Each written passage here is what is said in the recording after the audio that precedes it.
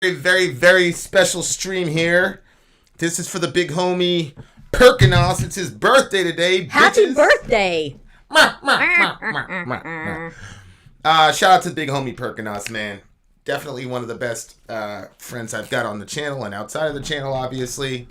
So I'm very happy we could come through for the homie. We actually had a day off scheduled here today. This is what his name is. But then we heard the big homie had a birthday, so I scheduled the stream on our day off, which is perfect because I didn't want to, you know what I'm saying? Like, I didn't want to screw up anybody's day. That's the thing. You can't, yeah, exactly. But people are pretty good about moving stuff around. If I'm like, hey, it's somebody's birthday or whatever. Yeah, but really, to be honest with you, the Lord has really worked it out because, like, today was the day off. The other time I had double booked, so the person was able to get it on their birthday. It's really just worked itself out. Yeah. In some strange providence. Yeah. Like there's a God or something that cares about people. It's well, very strange. We know God loves him some Perkunos. You see that? See that right there? Oh. Why does it keep moving? I don't know. There's something that drags it. There's something that drags it the other way. Your broad shoulders. I don't have broad shoulders. Mark Graves in the house. Yep. Oh, Lord. Lordy. All right, so let me set this up here. We got where's the crew? We got the crew. We got Perkunos. As soon as Perk comes in, bro, we going in. We going in for the big homie. I'm pretty excited for his. This is your time, big homie. Where you at, Perk? Hey, look at Perk. Hello, losers. Now tell me happy birthday, all of you. Hey, I sent you the secret email. So check your regular email so you can send me an email at my secret email. Whatever picture you want added to the stream and to your thumbnail. So, yes, Perk. Are you trying to bring him on again? Yeah, I'll bring him on later. Yeah, Perk. Make sure look, you have my hair. I'm not even gonna like. We're not gonna bring you on like camera because I'm gonna assume you don't want to be on camera. But we can have you as just audio. Yep. So just do the just audio, bro. Yeah, just set a teddy bear or something in front of the camera. Force your cat to stay there. Okay, August 4th. Here we go. August 4th. DJ'd by B.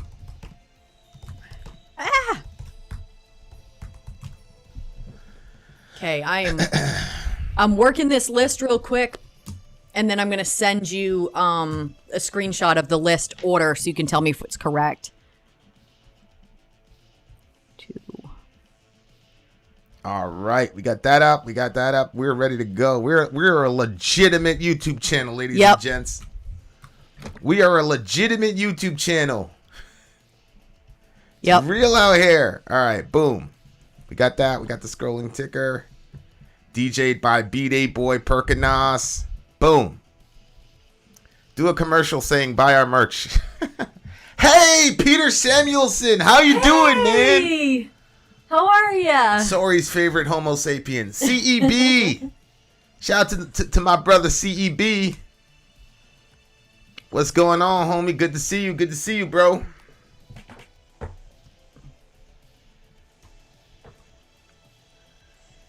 All right. Almost done here.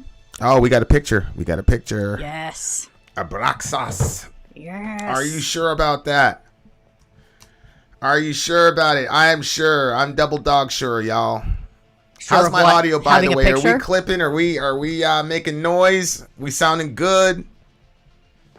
Of course, Perk has to do that. Look what he's got, Soraya. Look at that. Nice. What does it mean, though? Vin's beard is my favorite thing right now. So fucking metal. I appreciate that, Del.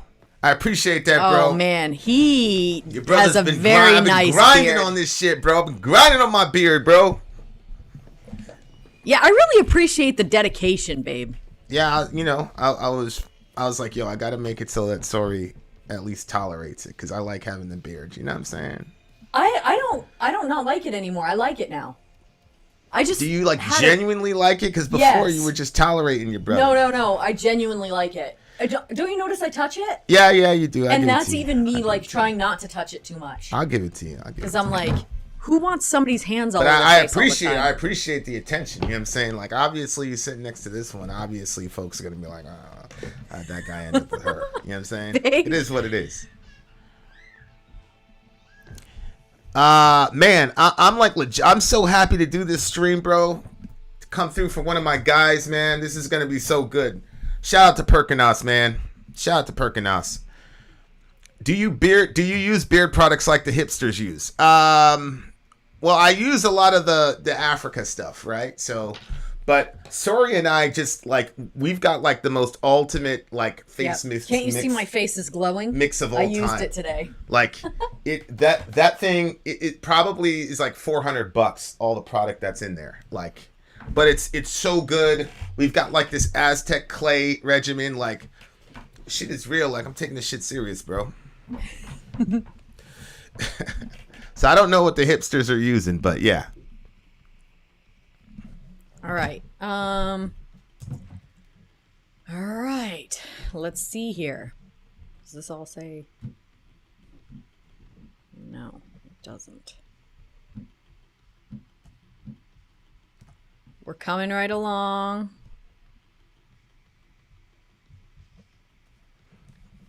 All right, guys. A mustachioed colleague of mine would tell me his wife would say kissing a man without a mustache is like eating a bread without butter. Oh my gosh. Weird. See, I posted Tasco's little phrase just now without even checking it because Tasco I trust. But if the thing started out that way with Ben Webb, then it'd been a completely different story. That's so funny. Yeah, true. Y'all playing some cult shit tonight. I think what we're playing is like gonna scare the hell out of a lot of people, bro. Hipsters, Vin, really? I ain't mad at the hipsters. I ain't mad at the hipsters, man. Shout out to the hipsters in the world. All right, are we good? Are we good? Okay, I am just sending this list to him. Do you hear much black metal from Australia? No, but when we first started the channel, I was blown away by how many Australian bands were killing shit. You had Thy Art is Murder. You had Niebla Viscaris, which is interesting because those are the first two interviews we did. Yep. The first two interviews we did of musicians all came from Australia. So shout out to that. Do you have a new PO? Shit, something happened with our PO box, babe. I think we Again? I think we went to the expiration date. Damn it. Okay. I wish they had like a better option. I know. We should just. I'm sure like friggin' email us we're or gonna something. be able to, I don't know. We're gonna be able to do Hey, it online. Perkunos, I sent you the thing, Okay, so and the if last you thing can we need to do is hook me up with that, and I'm gonna do the thumbnail right now. Doing the Post thumbnail. All right, cool. haste. Entertain the people. All right, so we're gonna do the perk stream, and then for the next couple days we're doing alliance streams, right? Yeah. Excellent. Good stuff. Really, really good stuff. Let's see here. Add a hotkey. Oh, you know what? Yes. I should add a hotkey.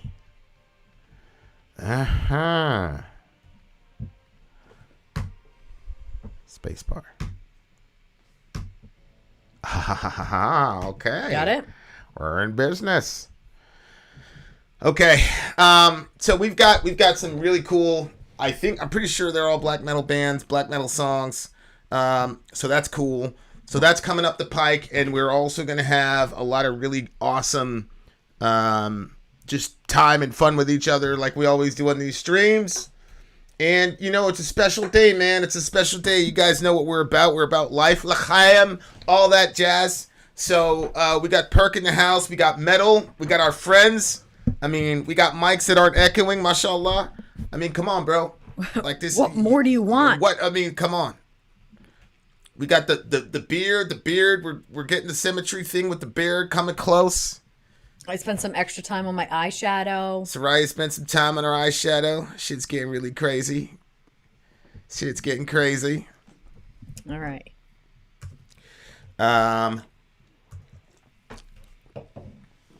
Me and Sori starting to play split screen on Fortnite. I think we're currently like we got two wins so far. Mm-hmm.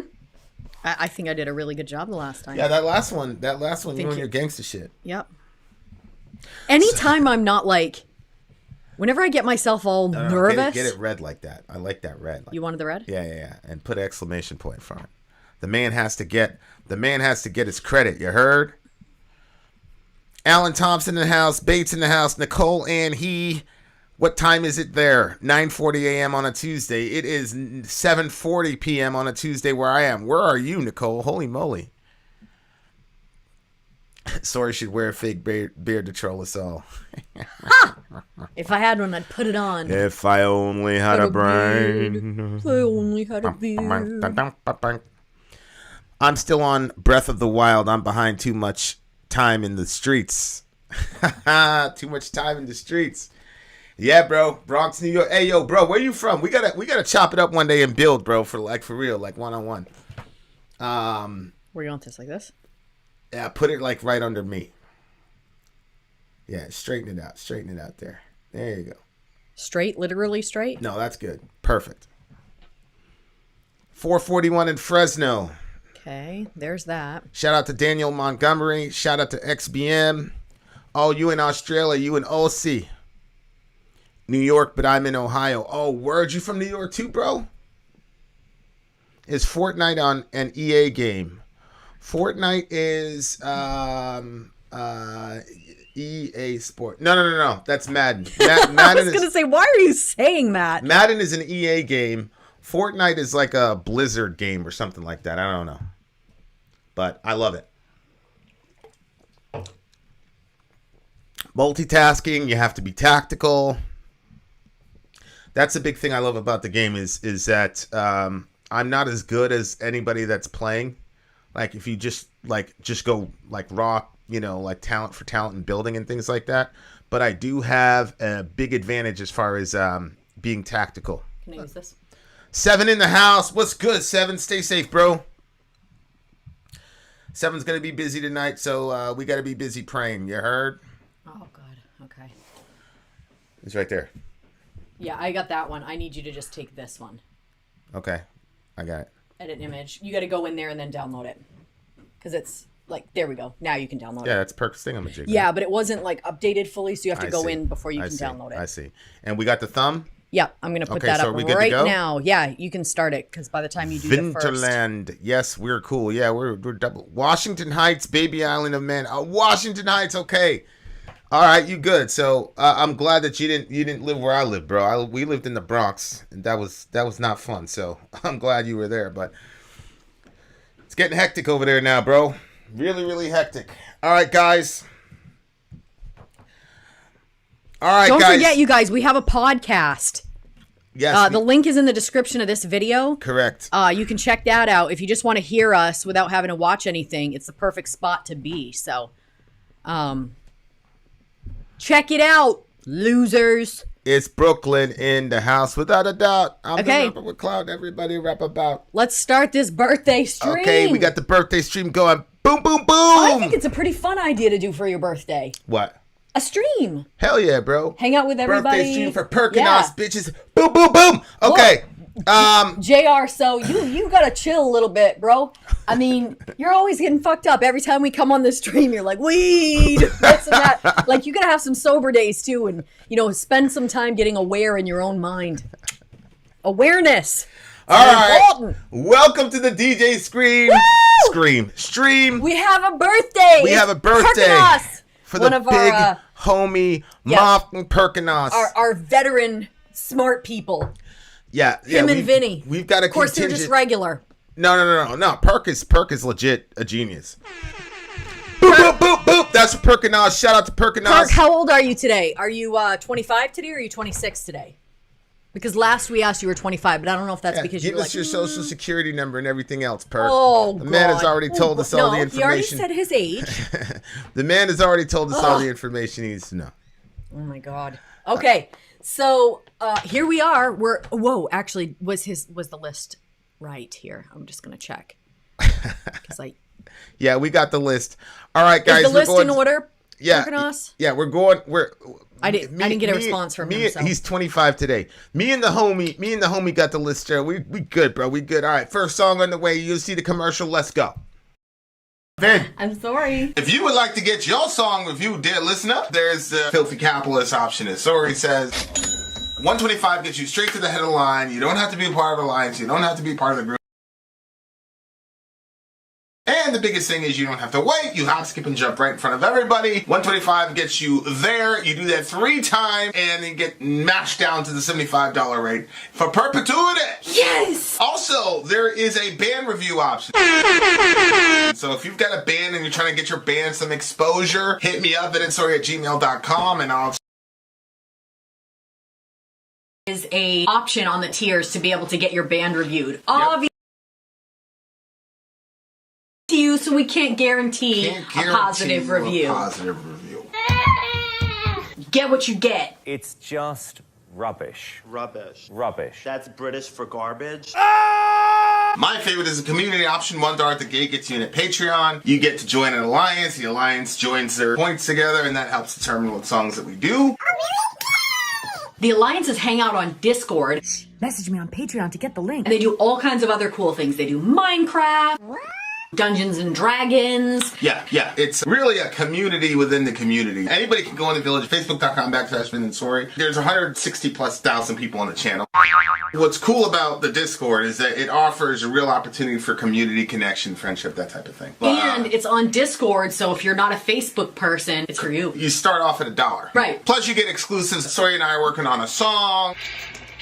So the first 15 seconds of that was on Patreon. Also, at $15 tier and above, when we actually debut the video, they're going to be there live with us. There you are, dear listener.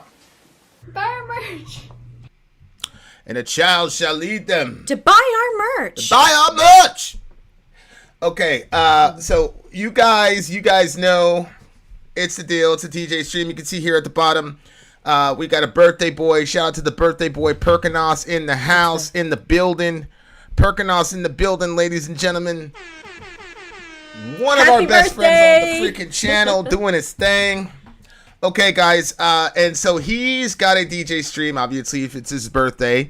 And we got a list of songs that we want to give to you guys via Perkunos. This is how he plans to spend his birthdays, to bless you beautiful people with some music. So the first band that's coming up is, I haven't heard any of these bands before in my life, by the way. So when I say, like, I haven't heard it, I'm not even talking about not hearing the song. I'm saying I've never heard any of these bands, period. The first one is a band called Warlord. Deliver us from evil. The name of the song is Deliver Us from Evil. Warlord, Deliver Us from Evil. Let's go.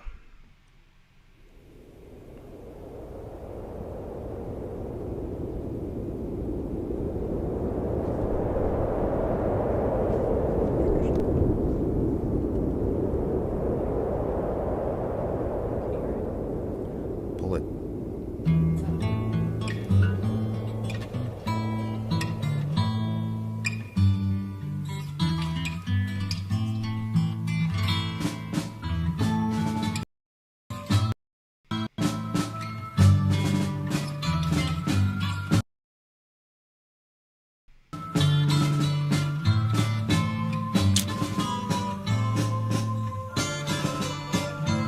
All right, guys, we had some technical difficulties, so I'm going to bring this back. We're going to bring this back. We're going to rewind it and do it again, okay? Sorry, guys, but I want to make sure that, like, we completely hear this perfectly, because Did it sound like it was playing out loud? it did. So there was that. All right, hold on. Rewind.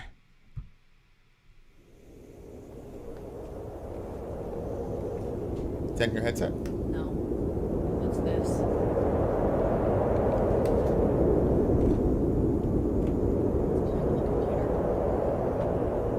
Is it in?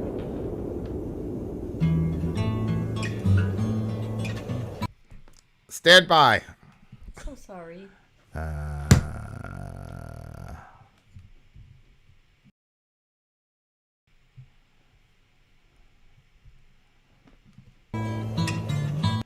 That's You outside. might have to reset our computer.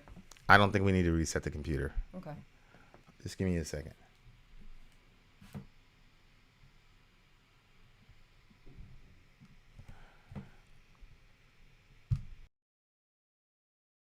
be the external headphones. Right? Okay, we're good. Hey, guys, I want to test something out real quick, okay? I'm going to play a video. You let me know if you can hear it in the in the section here, okay? So let me know if you can hear it, what I'm about to play.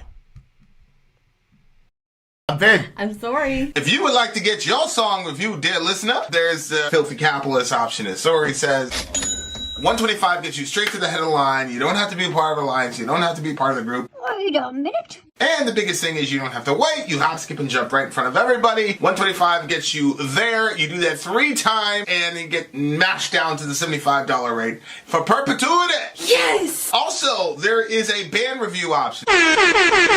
So if you've got a band and you're trying to get your band some exposure, hit me up at insori@gmail.com. Okay, so you guys can hear all that, right? Okay. They can hear the intro, so we don't need to do the intro again. Okay, very good, very good. Okay, so now we're back. We're going to reshoot the thing, and we're going to reintroduce the song. We're coming back. Now we got all the things scheduled. Settled. You get it? Mm-hmm. All right. Ready. Okay, guys, here we go. We can certainly hear the intro, yeah. Okay. All right, guys. So here we go. First song in the Perkunos DJ Bday Boy stream. Or the Warlord. Deliver us from evil. Okay, deliver us from evil, Warlord. Let's go.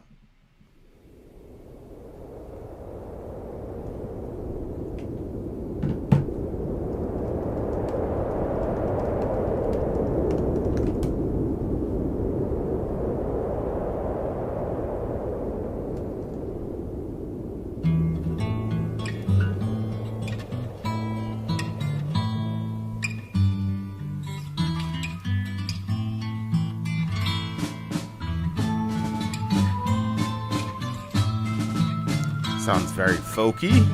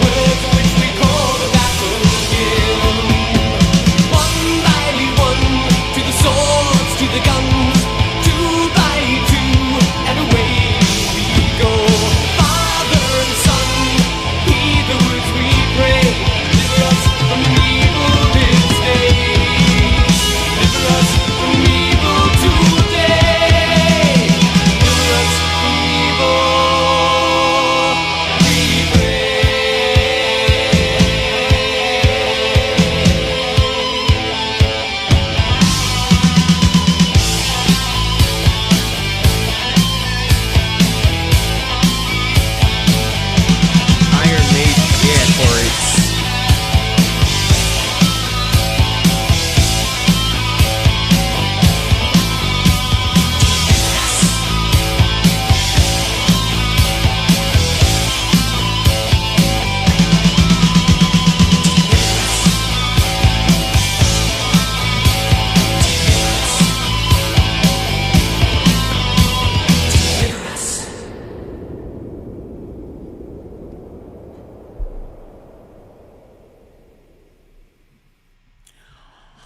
All right. First band, Deliver Us from Evil is a song. The lyrics are... I know what it reminds me of. Okay. A folk version of Ghost. A folk version of Ghost. I thought you were going to say a folk version of Iron Maiden. No. You didn't feel any of the Maiden type Listen things? to the sound of what they sound like. You know how Ghost will be talking about things that are like... Sometimes it's like terrible things, but they sing it like it's a happy Well, they're thing. satanic. That's their thing. They use the happy kind of 50s pop soda shop type style and sing odes to Satan, which is kind of Yeah. a crazy juxtaposition. But here it is. It sounds like they're going to war. It's a son and a father, right? Yeah, son and father going off to war. So, I mean, that's not a... You could see that there's some valor, but also some fear. Like, your son is going to war. Yeah. Your son? I mean, holy moly. So, but it was kind of like a happy, folky sort of... So, and it kind of had that same... I don't know if the band's songs sound all the same. Like, you know how Ghost, you can definitively tell it's Ghost. Anyway, so it reminded me of Folky Ghost. Yeah, I don't see the Ghost reference at all. I see the iron... okay, the Delivers from... Yeah, but the Delivers from Evil is, like, literal, though. I do think he's praying to God for that. Whereas if it was Ghost, they'd be praying to the devil. Yeah. So, yeah, I mean, yeah. I'm saying sound. Yeah, they don't sound anything like Ghost to me. But if they sound like Ghost to you, it's fine. Music You're is just wrong. subjective. You're simply wrong. I'm not, it is what it is. Don't touch my face. You said to touch your beard. Now you're saying don't touch your beard. Why are you being so confusing? The concept... do all this for sorry. The concept, though, is pretty crazy. Because I saw a documentary on this. Actually, it was a documentary. I think it was Hornet's Nest, I think is the name of the documentary. And the father was like a seasoned war journalist. Journalist? Oh, yeah. Okay. Which is extremely dangerous job. Because it gets kinetic pretty quickly and you're having a camera and all the rest of it. But... So the father was a seasoned war journalist, and it was going to be his last tour. Well, his son jumped on with him, and it was just one of those. And it got pretty hectic in that documentary. They got pinned down a couple times. Like, you showed that to me, right? Yeah, we watched it together. I didn't think you'd remember because it was one of my documentaries, and you're generally not into that stuff, but yeah. It was a really crazy thing to behold. To was. Watch. And like I couldn't understand that father, man. Like there would have been, but you get to a point with your kids where and it was actually pretty interesting because they had to work on their relationship because the father had been gone so many times. So it was almost the son almost kind of had to go. So that he could understand why his dad was always away from him and risking his life and all the rest of it and all that. But what I'm struggling with in the song is if that prayer gets answered for that family, that means that another family's prayers will not be answered. I know, babe. Because in jihad, somebody's the only way that you can be delivered from evil is if you make it out alive, and the only way that happens, especially probably the time period that this guy's talking about, is you're killing other people. And so it's always been a strange situation. Yeah. A strange dilemma. Yeah, it's been a strange dilemma of like, how do you pray? I remember one time we were in church. I mean, looking back now, I'm like completely uncomfortable with it. But I remember being in church the day that not Bin Laden, but Saddam Hussein. Yeah. The day Saddam Hussein got jammed up, and he hadn't been killed yet, but everybody pretty much knew like it's over for him. And so our pastor mentioned it, and the entire church was, yeah, yeah. And then we had this one guy, liberal guy, who just sat there like this. And it was basically like, you know, in what universe are Christians like celebrating the death of somebody or the imminent death of someone? Like, this guy had done nothing to us. Like, you know what I'm saying? Like, I know. It's just like, I know. And I had not developed my theology around violence and war or anything like that. And I was like completely brainwashed by the media. I'm not going to say right-wing media. I mean, it was all the media. If you remember back in the Iraq days and all the rest of it, it was all media. And, you know, I was just all about it. And I was like, it was Gary. Is Gary? Oh, really? Yeah. He always had. Yeah, he's thoughts always going to be that were contrary. contrary. Yeah, so I was like, oh, this guy's a fucking liberal, blah blah blah. Of course, now I'm like, he was the only, you know, he was the guy. I was gonna say that when everybody was doing this thing, the swastika, he was the guy doing this thing because everybody wants to believe that they would be that guy. Yeah. Yeah. He was always coming up with some different ideas. I remember thinking, whoa, I don't want to be around this guy anymore. Who? That guy, because it was my previous. You remember what I was gonna say? No. So because it was my previous marriage, and I was like very like. Well, I won't go into that detail. I'll just tell you what he said. He was making the case that nude beaches were completely fine. I'm like, what is wrong with this man? I mean, can you make a biblical argument against the nude beach? Well, that's what he was saying, and he was saying, you know, lusting at the beach. What does it matter? He's right. Right, but I couldn't even conceive of the idea that a man could be at a nude after all the women that were going by. I mean, I was watching men at a regular beach, and they couldn't handle themselves. If a woman was sunbathing or walking around, they were just looking from. I think there's probably more likelihood of lust issues happening at a regular beach than a nude beach, to be honest with you. Because that's what a lot of girls don't realize. It's the mystery aspect that's really hot. If the girl's like completely and totally naked, like in the beach, like especially in an environment where she's supposed to be naked, like it's not really that big of a deal. I just think you just get overloaded. And on top of that, the amount of trauma that you will have to mine through to finally get to a good visual picture is also probably not worth the pain. You understand what I'm saying to you? Jeez, babe. Yeah, I see what you're saying. This has nothing to do with the song, by the way, but just something to disabuse We're you coming of that. back. Just something to disabuse you of that notion. But all the dudes are like, yeah. Yeah, so shout out to that guy. Yeah. So he was the only one, crossing his arms and whatnot. Yeah. So yeah, the whole concept of like God picking a side and then helping one group kill another group, I'm very uncomfortable with. Mm-hmm. And it's not because, I mean, look. Yeah. Do I believe that God can take sides? Sure. I mean, if you read the Old Testament, obviously. But, yesterday we were talking about war crimes and stuff. The typical stuff that a family talks about at night. Right. After a home-cooked meal. We were talking about war crimes, and we were talking about who the good guys were in a war. Mm-hmm. And I said, well, we were not the good guys in World War II. And Johan talked about Jewish. We sent them back when they needed our help. We turned them right around and sent them back to Germany. We didn't do shit for anybody until Pearl Harbor. And then, I also talked about the Dresden bombings, which were completely unnecessary, which in my mind is one of the great war crimes that's been overlooked. And the reason it's overlooked is because it was done to the German people, and we all know that the German people doing World War II aren't really human beings anymore because, whatever. Mm-hmm. So, like, it's a hard thing when you talk about war, because Dorian was like, well, which war do we have where we didn't commit a war crime? And I'm like, there's never been a time where we, like, and it's not just Americans, everybody, like, war is like humanity at its absolute worst. And the idea that you can, like, put parameters around it for, like, good war and all that, like, it's just, it's very, very hard to do, especially the larger and larger your forces get. It becomes extremely difficult to get everybody to go in the same direction. Mm-hmm. Dudes see their friends getting killed and shit, and look, man, in certain countries, they're not very honorable in the way they treat their dead, which is anti-Islamic, by the way.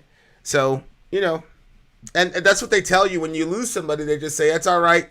We're just going to go out tomorrow and make them feel what we feel, blah, blah, blah, which is literally the same shit you see in the streets. So it's like, I was listening to one of the documentaries of one of these Chicago kids, and he was talking about doing God's work. He's talking about like killing niggas. He's doing God's work. It's like, he's probably in hell now, this guy is Pappy. Like, and you could tell from the tweet, like he really believes it. Like he really believed that the shit that he was doing with his gang was like God's work. And he was talking about the Old Testament, how God, like, hey, you know, like we had to go to war, blah, blah, blah. So now I'm going to war. Like this little piddly gang war, he's trying to theologize it to create some spiritual justification.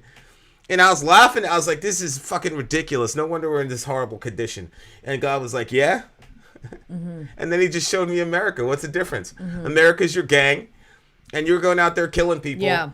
And, you know what I'm saying? No, yeah. And then the way, like, the church, especially, like, around from 2004 to 2009-ish, if you were in the military, in church, forget it. You had a steady diet of female suitresses, say it that way. Shit was just crazy. So yeah, like the idea that God is on somebody's side in a war is a pretty crazy thing to me. You know, it makes me uncomfortable. Yeah. It makes me uncomfortable. And I'm not saying there will never be a time when God doesn't. I think God looked and said, well, these guys would be probably worse than the Germans taking over the world. Okay, fine. You know what I'm saying? But I don't think God's up there going, America, which we really believe. I'm speaking for myself. Between 2004 and 2009, we really believed that shit. Like, that God was with us and that God was like, there was like an American flag above the throne. I mean, that's how people operated. So, you know, especially during the Iraq war invasion, it was just like, God's on our side. We're the good guys. These are the bad guys. People try to like try to style it as a new crusade. We're the Christians and they're the Muslims. We're fighting for. Huh? People get real religious when they want to. Oh yeah, mashallah. We got very, very religious. You know what I'm saying? Like, but yeah, but that symbiotic relationship between the church and the military was damn near. Wow. It was terrifying. Wow. It was really, really, really terrifying. I think yesterday I'm pretty sure it was yesterday. Yeah, it was yesterday's reviews. I still feel like, I know that I already knew this, but the idea that people, remember we were talking and I said, well, they probably brought their kids to, you know, those public killings. The public executions. Yeah, the public. Yeah, right. They did that so that way they could say, look, kid, you need to look at this so you don't land in the same situation. And then you said you were actually talking about the lynchings. Yeah. And then someone else in the comment section was saying that they a lot of times did stuff for entertainment. Literally, I keep like hearing that in my head and it literally makes me feel like throwing up. Like. Yeah, but you know it's true. Well, I never thought about it in that context. I knew that when they would go with the Colosseum, I always get the word mixed up. The Colosseum. Colosseum. That's because we have a Colosseum here. Yeah, I know. It keeps flipping. Anyway, the Colosseum, like I knew that was for entertainment because of the movies and stuff that you see. But I never thought of a lynching as something that someone would do for entertainment. I thought of that as just like hatred and, you know, racism and stuff like that. Not like that there was any like entertainment. But when you said it, I realized that was true. And it made me so sad inside and feel so sick. So I haven't really recovered from that from yesterday. Mm-hmm. But yeah, I see what you're saying about this war stuff that, you know, if you want your side to survive, people over there have to die. Yeah. I mean, that's... And even on your own team, because somebody has to die on your team. You can't have a flawless victory and nobody dies. Well, that... For the most part. In this type of war, one by one, to swords, to the guns. Yeah. Back in those days, yeah. But, yeah, there have been whole units that have done multiple deployments and... Yeah, I'm talking about this. Never lost anyone. Yeah, I could see that with America now. But those but I agree with you because the degree of training that those people got, it's like, my family member who has been in way more of those very hot moments where police violence is justified. I've got a family member that's not, that's been in much, his very first hit, the very first one, if it was a cop, that guy would have been dead. And rightly so. He had his 9mm underneath the seat, and he kept reaching underneath the seat. And my family member was like, That's "Yo, right. get your hands on the steering wheel." God. And he had to tell him 3 times. He had to reset twice. His man was on the other side, so they had him. You know what I'm saying? Like, he was in good shape, but what I'm saying is he is so trained. Like, he's trained to the millisecond in that situation. These regular, whatever. No, I think the dad trained him.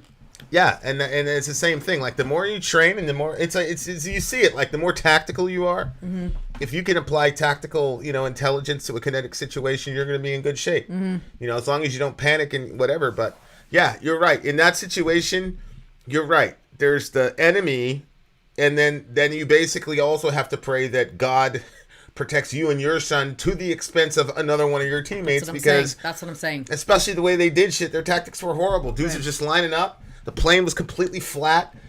They were creating their own. They were literally like creating funnels with their formations. They were creating fatal funnels with their formations. It's unbelievable how that happened for so long. So yeah, I agree. Like, you basically have to pray that other people are going to die, including your own teammates. Right. This is a solid 9 for me out of the gate. 7.9 for me. I don't know if this is okay to say on here because I have something to admit. Well, just let it fly, Alexandra. Go for it. As long as you're like not secretly AOC, we're in good shape. All right, so that's the first one out of the gate. We're coming right back with a couple more songs. It is DJ Perkunos' Happy birthday! freaking day. Shout out to Perkunos. Shout out to the beautiful people in the village. We're coming right back at you. Vin out. Sorry out. Gone. I'm really curious to see what So she's am I. gonna That's say. why I keep looking. I'm like, Yeah, what? what's Say going it. on, Alexandra? Also, if that's your picture connected to your thing, your hair is super cute. Ripple, where do you live, bro? What do you say? We just got what? He just got done watching the sunset. What? Lucky. Alexandria Ocasio-Kennedy. The anticipation is, yeah, see, everybody wants to know now. So I know. like, Everybody was sitting shorty, there. That was a smart thing to do. You got the whole damn stream Yeah, that was really... hostage. Honey, just for fun. North Carolina. Babe, just for fun, sometime, you know what we should do? I'm listening. Go online and just, like, troll people that are doing lives. We should. That shit would be so funny, bro. I really want to do it with you. She still hasn't said anything? She has nothing to say. She was just doing that to troll us. It worked. It was a good plan. No, maybe she's writing a big, giant... yeah, but you can only fit so many characters in there. Yeah, you're right. All right. All right, we're going to the next one. We're going to the next song. On yo. Okay, so the next one is this one. Macabre. Macabre Omen, yes. We shall return. It's Macabre Omen. Hellenists do not fight like heroes. Hellenes do not fight like heroes. Heroes fight like Hellenes. I don't know what a Hellene is, but is there we're a little about to thing find out. under It'll there? be like an American. Yeah, look, see right there. Where? Number 2, right there. Mm-hmm. I will also mention, but we have to do the thing, right? Oh, God. Jesus. I'm sorry you went through that, honey. I hope that person was held responsible for what they did. But there's nothing, you have no culpability. You're not responsible for that at all, no matter what. You can email us if you want. vinandsori@gmail.com.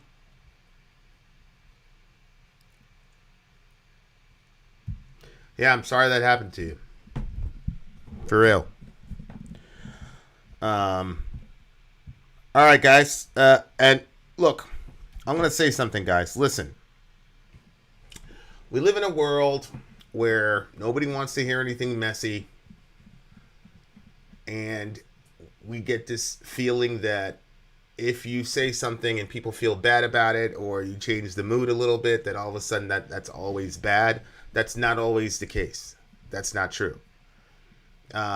More often than not, especially with a group of metalheads,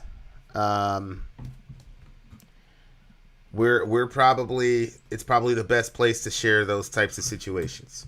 And so we listen to music that reflects the worst parts of the human experience, and a lot of us have lived through it.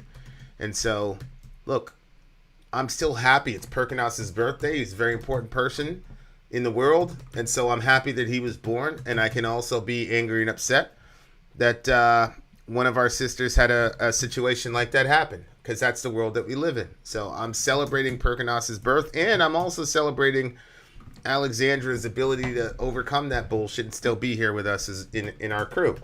So that's life, guys. And I'm very glad that your mother helped you. You are very blessed to have her, because there's lots of people we've talked to that when they told their parents didn't believe them, maybe, or their parents didn't want to confront the issue. Either way, it never got dealt with. So I'm really glad your mom's in your corner. Shout out to the moms. 100%. Shout out to mom. Shout Yep. out to mom.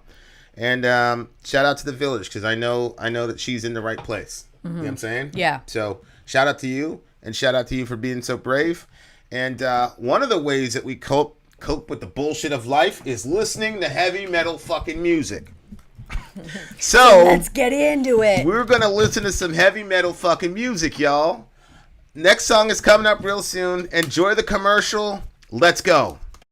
I'm Vin. I'm sorry. If you would like to get your song reviewed, dear listener, there's the filthy capitalist option. As Sori says, 125 gets you straight to the head of the line. You don't have to be a part of the alliance. You don't have to be part of the group. Wait a minute. And the biggest thing is you don't have to wait. You hop, skip, and jump right in front of everybody. 125 gets you there. You do that 3 times, and you get mashed down to the $75 rate for perpetuity. Yes! Also, there is a band review option. So if you've got a band and you're trying to get your band some exposure, hit me up at insori@gmail.com, and I'll show you the details about how to pull that off. You can also jump on Patreon, and there is a option on the tiers to be able to get your band reviewed. Obviously, we can't lie to you, so we can't guarantee a positive review. Get what you get. It's just rubbish. Rubbish. Rubbish. That's British for garbage. My favorite is a community option. $1 at the gate gets you in at Patreon. You get to join an alliance. The alliance joins their points together, and that helps determine what songs that we do. The alliances hang out on Discord. Message me on Patreon to get the link. They do all kinds of other cool things. They do Minecraft, Dungeons and Dragons. Yeah. It's really a community within the community. Anybody can go in the village, facebook.com/Vin and Sori. There's 160,000+ people on the channel. What's cool about the Discord is that it offers a real opportunity for community connection, friendship, that type of thing. And it's on Discord, so if you're not a Facebook person, it's for you. You start off at $1. Right. Plus you get exclusives. Sori and I are working on a song. So the first 15 seconds of that was on Patreon. Also, at $15 tier and above, when we actually debut the video, they're going to be there live with us. There you are, dear listener. Buy our merch. And a child shall lead them To buy our merch. buy our merch. Yes. As you can see down here, it's a DJ for the Perkunos. Bday Boy Perkunos. Happy Perkunos birthday. stream. Shout out to Perkunos, one of the most important people in our entire community. Because he's one of the most important people to me.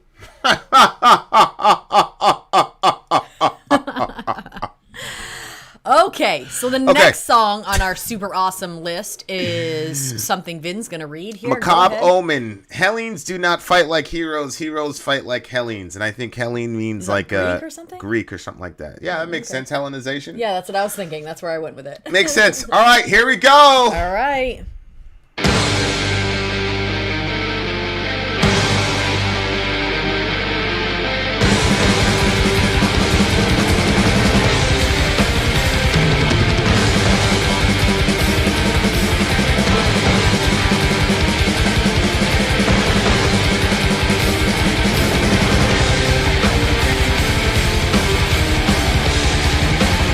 Starting to figure out Perk. He likes that focus. Yeah.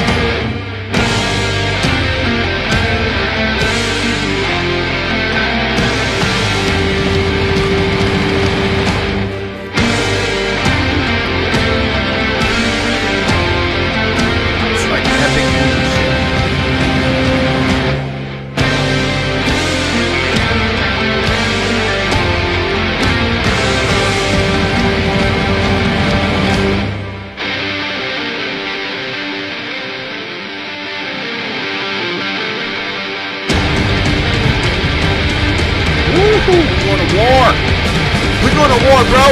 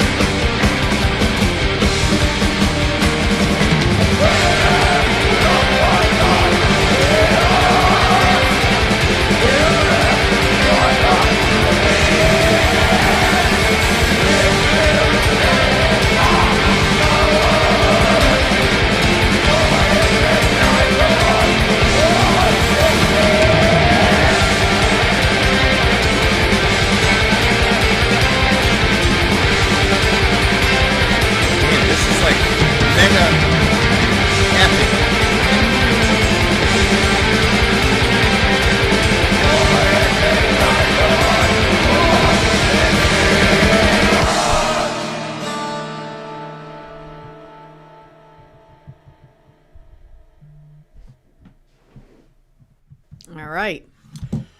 Okay, so that is actually based on a real thingamajiggy.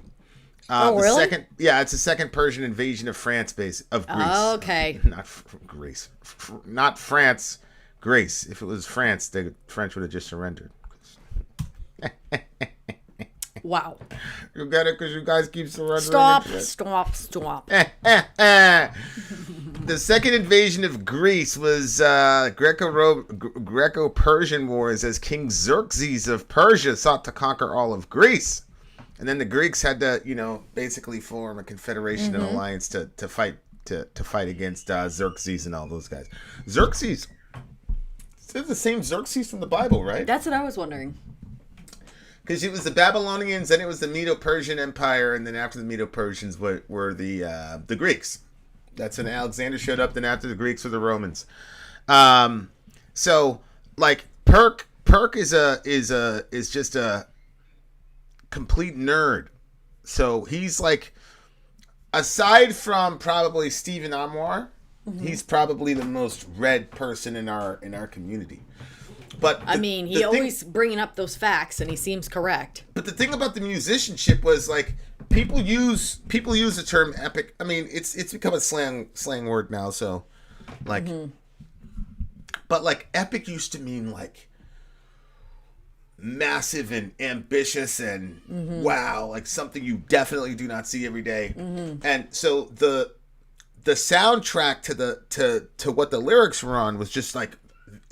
My mom used to watch these, like, back in the days in the 30s and 40s, like when they wanted to say something epic, like, the horn and all this. Like, it was that kind of feel. Like when my stepdad used to watch movies like Alexander the Great and all that jazz, and it would just be like this big, epic, glorious, I mean, now we look at it as like, oh, it's corny because of technology or whatever, but, like, that old school sound and feeling like some shit is about to go down. Yep. That was like the guitar work here was doing that. You know what I'm saying? Oh yeah, absolutely. So I thought even if you took the lyrics out of it and you just had the soundtrack, it would be really good. Like sometimes you listen to stuff I agree and with you're that. like, that needed the lyric. Like this one, it was musically they did a great job. It would have been fine just by itself. Oh, you're saying you would have rather have had. No, I'm not saying I would have rather have had. I'm saying that even if you take the lyrics out of it, Oh, it's a it would have great just track. been a damn good instrumental. Yeah, exactly. No, yeah. There's some stuff where it's like, well, you needed the distraction of the lyrics, really. Yeah, I can rock with that. I agree with that.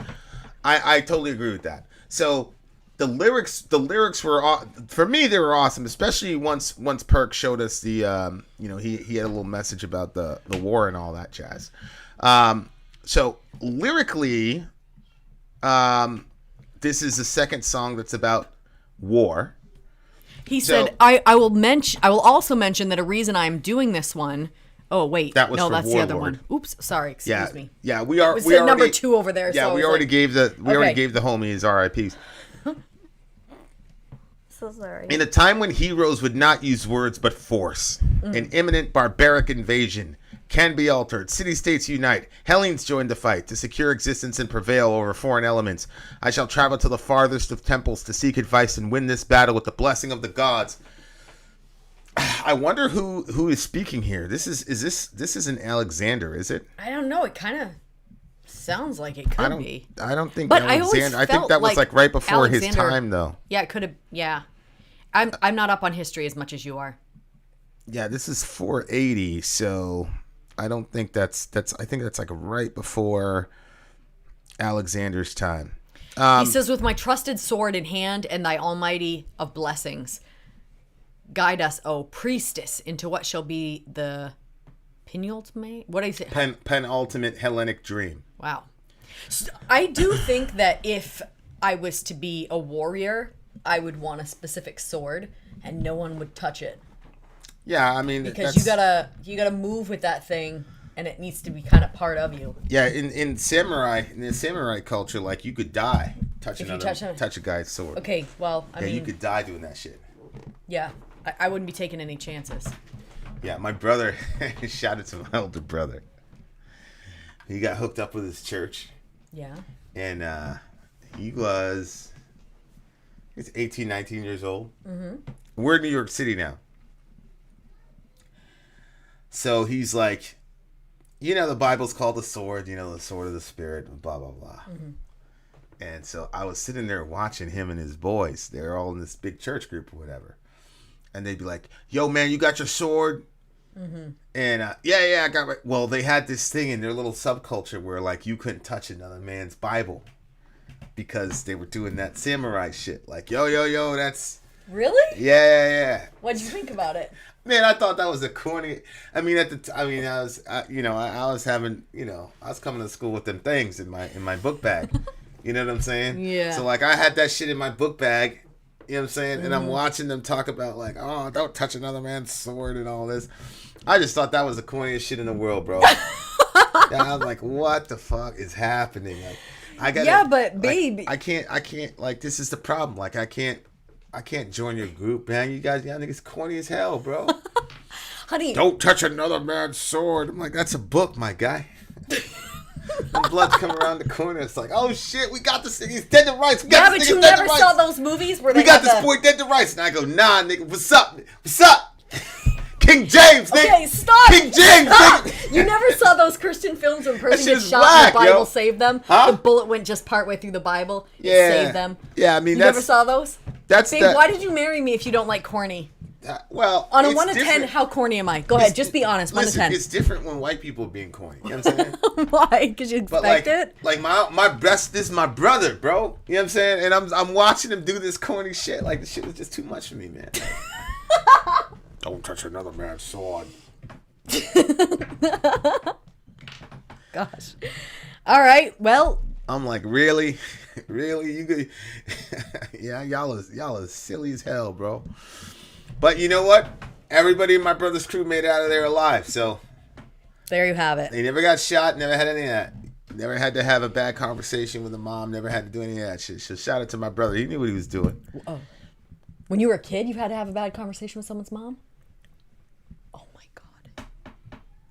Oh, jeez, babe. An imminent barbaric invasion can be altered. City-states unite. Hellions join the fight to secure... You know what? Like, I always think to myself, like, what would you rather be? Would you rather be the invading army that has the numbers?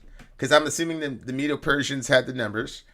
Or would you rather have to be the guy that galvanizes everybody and gets everybody to, like, coalesce together in a confederacy to fight? You know what I'm saying? Because at the time, like, where we were... No, I want to be the invaders. Where we were, that's how the Bloods and Crips operated. The Crips had, like, the Bloods outnumbered 3-1. Yeah. But because the Bloods were willing to do things that nobody else was willing to do, Oh.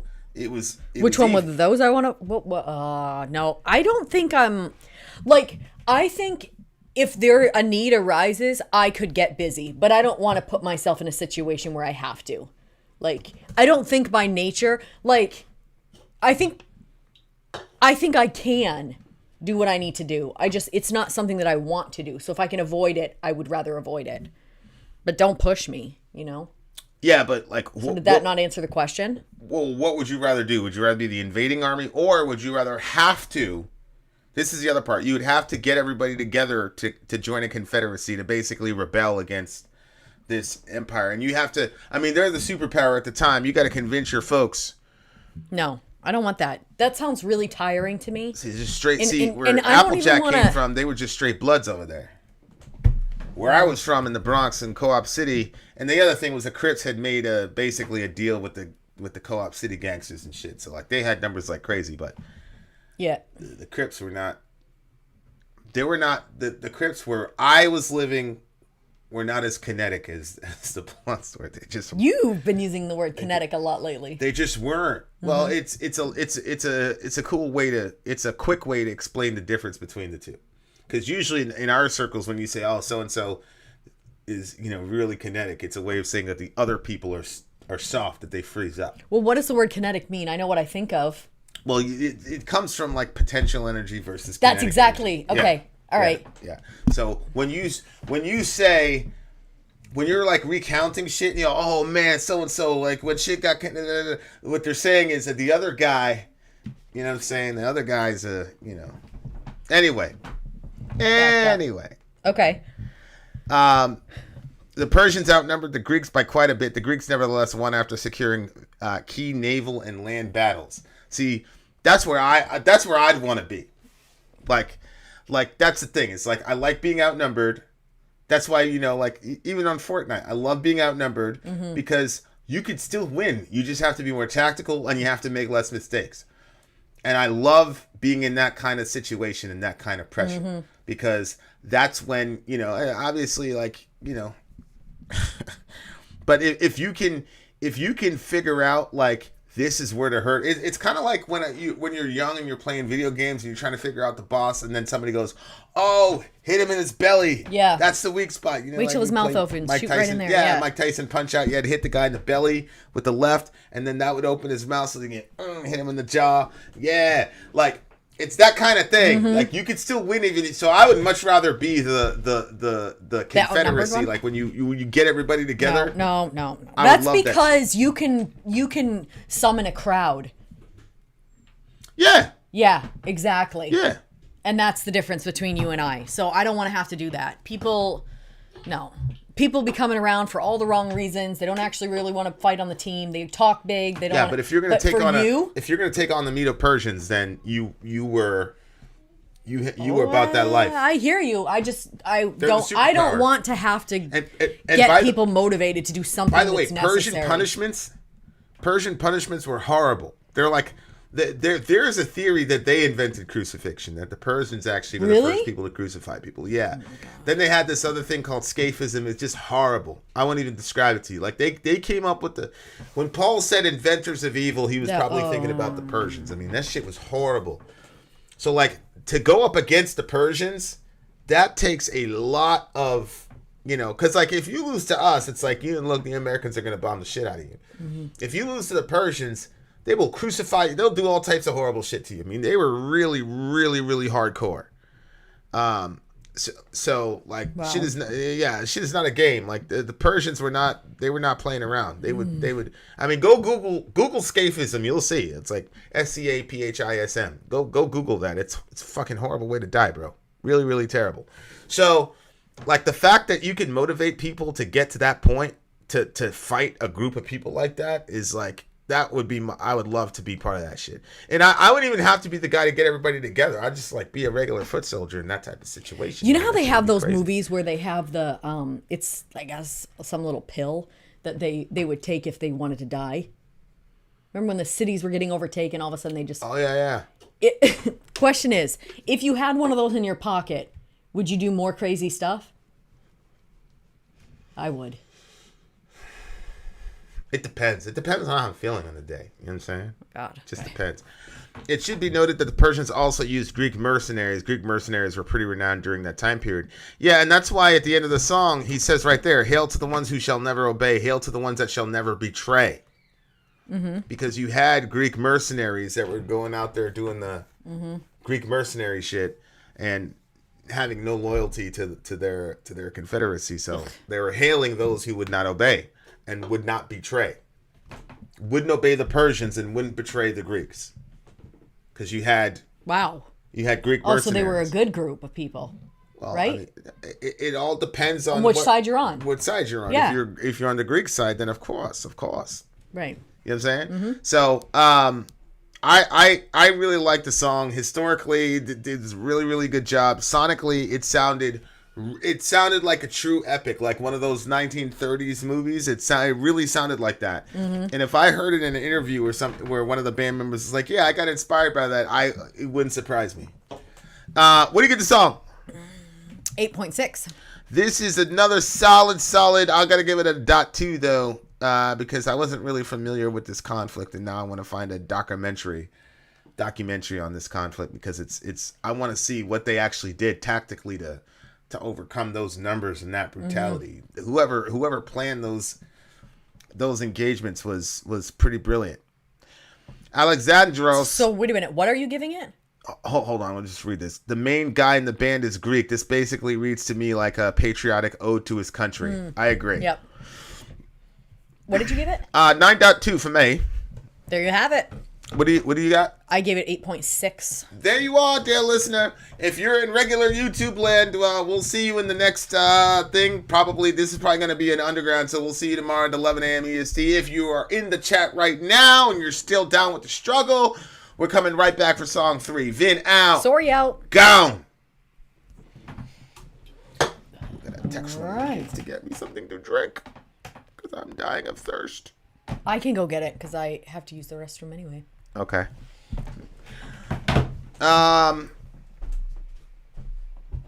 Alexandros, the guy is Greek. Yeah. So what's good, everybody? What y'all on? What y'all doing? We got a little intermission here. Let Sori do her thing. And what's up with everybody else? What y'all doing? Yo, Nas came out with a new record. I listened to that record. I went to sleep on that record last night. Nas's new record is really, really, really good. Shout out to Nas. One of the few dudes that I grew up on that I'm still that's still out here doing really good music. So shout out to Nasir Jones. Although I gotta tell y'all, when I was in the hood, I was not really I wasn't a big Nas fan, to be honest with you. I'm still not really that big of a Nas fan, I'm not gonna lie. But you gotta give the man his props, because he got that longevity. Mashallah tabaraka. I appreciate it. You can get rid of this too. Thanks. Getting ready to read my little guy before he goes to sleep. All right. What's up, MJ's little guy? How you doing, little homie? Stay in bed. Don't get up at night.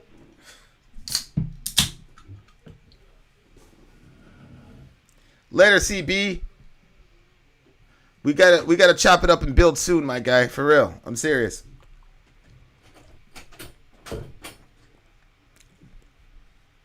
Doo-ba-doo-ba-doo-ba-doo-ba-doo.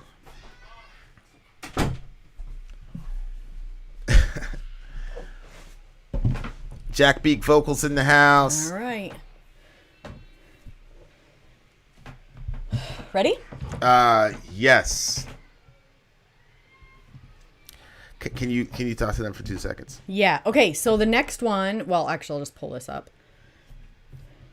Have you seen the new track from KSI? He got a Lil Wayne feature. On Killswitch Engage and Lil Wayne? I have not. What's up, Tina? River, you're working out? Good for you. Is he? River's working out? Yeah, I keep thinking, I'm going to start tomorrow. And then I end up waking up late, and then I'm like, I just have to work. I have so much work to do. I need to just get to work. Vodka and cigarettes. Actually, that sounds absolutely disgusting, BC. He's still nursing, so it's a struggle finishing bath time now. What? Oh, you're shout out to all the nursing mothers. We do something about. What do you need? So, what other artists do I like that are not metal? Big. I like Big. Big is my favorite rapper of all time. Mace. King Von. Yeah, Vinny does a ton of push-ups too. I don't do a ton of push-ups. Yesterday you said tomorrow? Oh, yes. Did you say you don't do a ton of push-ups? Yeah. Well, compared to me. Oh, KSI is a YouTuber. Oh, okay. You got a shout out from, what's his face? Okay, guys. You guys ready? Another song's coming up. The name of this song is, all right, let's see. Vinterland, I think. As I Behold the Dying Sun. Holy moly. Definitely something to lift everyone's spirits. Stand by, everybody. Vinterland is on the way. Let's go. I'm Vin. I'm sorry. If you would like to get your song reviewed, dear listener, there's the Filthy Capitalist option. As Sori says, $125 gets you straight to the head of the line. You don't have to be a part of the alliance. You don't have to be part of the group. Wait a minute. And the biggest thing is you don't have to wait. You hop, skip, and jump right in front of everybody. $125 gets you there. You do that 3 times, and then get matched down to the $75 rate for perpetuity. Yes! Also, there is a band review option. So if you've got a band and you're trying to get your band some exposure, hit me up at insori@gmail.com, and I'll show you the details about how to pull that off. You can also jump on Patreon, and there is a option on the tiers to be able to get your band reviewed. Yep. Obviously, we can't lie to you, so we can't guarantee a positive review. Get what you get. It's just rubbish. Rubbish. Rubbish. That's British for garbage. My favorite is the community option. $1 at the gate gets you in at Patreon. You get to join an alliance. The alliance joins their points together, and that helps determine what songs that we do. The alliances hang out on Discord, Message me on Patreon to get the link. and they do all kinds of other cool things. They do Minecraft, Dungeons and Dragons. Yeah. It's really a community within the community. Anybody can go in the village, facebook.com/Vin and Sori. There's 160,000+ people on the channel. What's cool about the Discord is that it offers a real opportunity for community connection, friendship, that type of thing. And it's on Discord, so if you're not a Facebook person, it's for you. You start off at $1. Right. Plus you get exclusives. Sori and I are working on a song. So the first 15 seconds of that was on Patreon. Also, at $15 tier and above, when we actually debut the video, they're going to be there live with us. There you are, dear listener. Buy our merch. Buy our merch. Buy our merch Here indeed. we are. Buy our merch indeed. This is Vinterland. not Vinterland. Winterland. Vinterland, as I behold the dying sun. Very uplifting. Very uplifting phraseology there. This is Vinterland. This is for the big homie Perkunos, as you can see in the little track thingy down there. The big homie has a birthday today. We're Happy very, birthday. very, very happy that God gave us the big homie today. So we're going to celebrate by all of his tracks because he has a DJ stream and we were able to coordinate.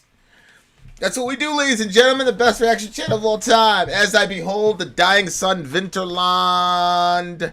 Let's do it.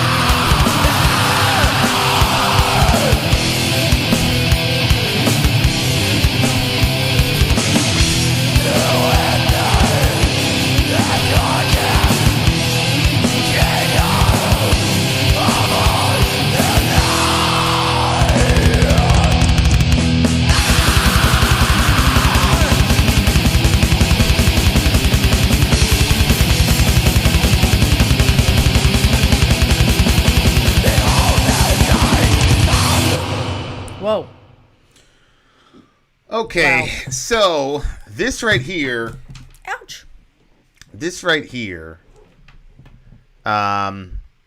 in my opinion, is what Freezing Moon or Frozen Moon should have been. And you can see it's got a similar title, right? Behold the Dying Sun. As I Behold the Dying Sun.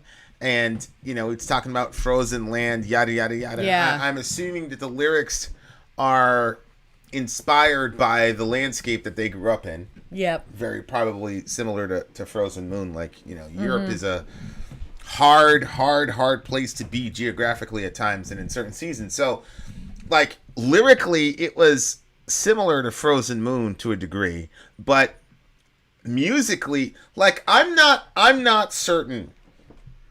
Like, and I still to this moment am not certain. Like the first generation black metal stuff, like even if it's low production, you know, like for example, there's times when like, so for heavy riffage, you don't really recognize it until you hear it with the drums and all the rest of it, right? Yep. But for like melodies and stuff, even if I'm not plugged in, there's been a lot of times where like, oh hey, yeah, wait you're a second. right. Yeah. So like when I listen to Frozen Moon, I'm like, I'm okay with the low productions because these guys didn't have, like, if this was remastered, you like this wasn't like, it's not like they spent $90,000 on this song for production.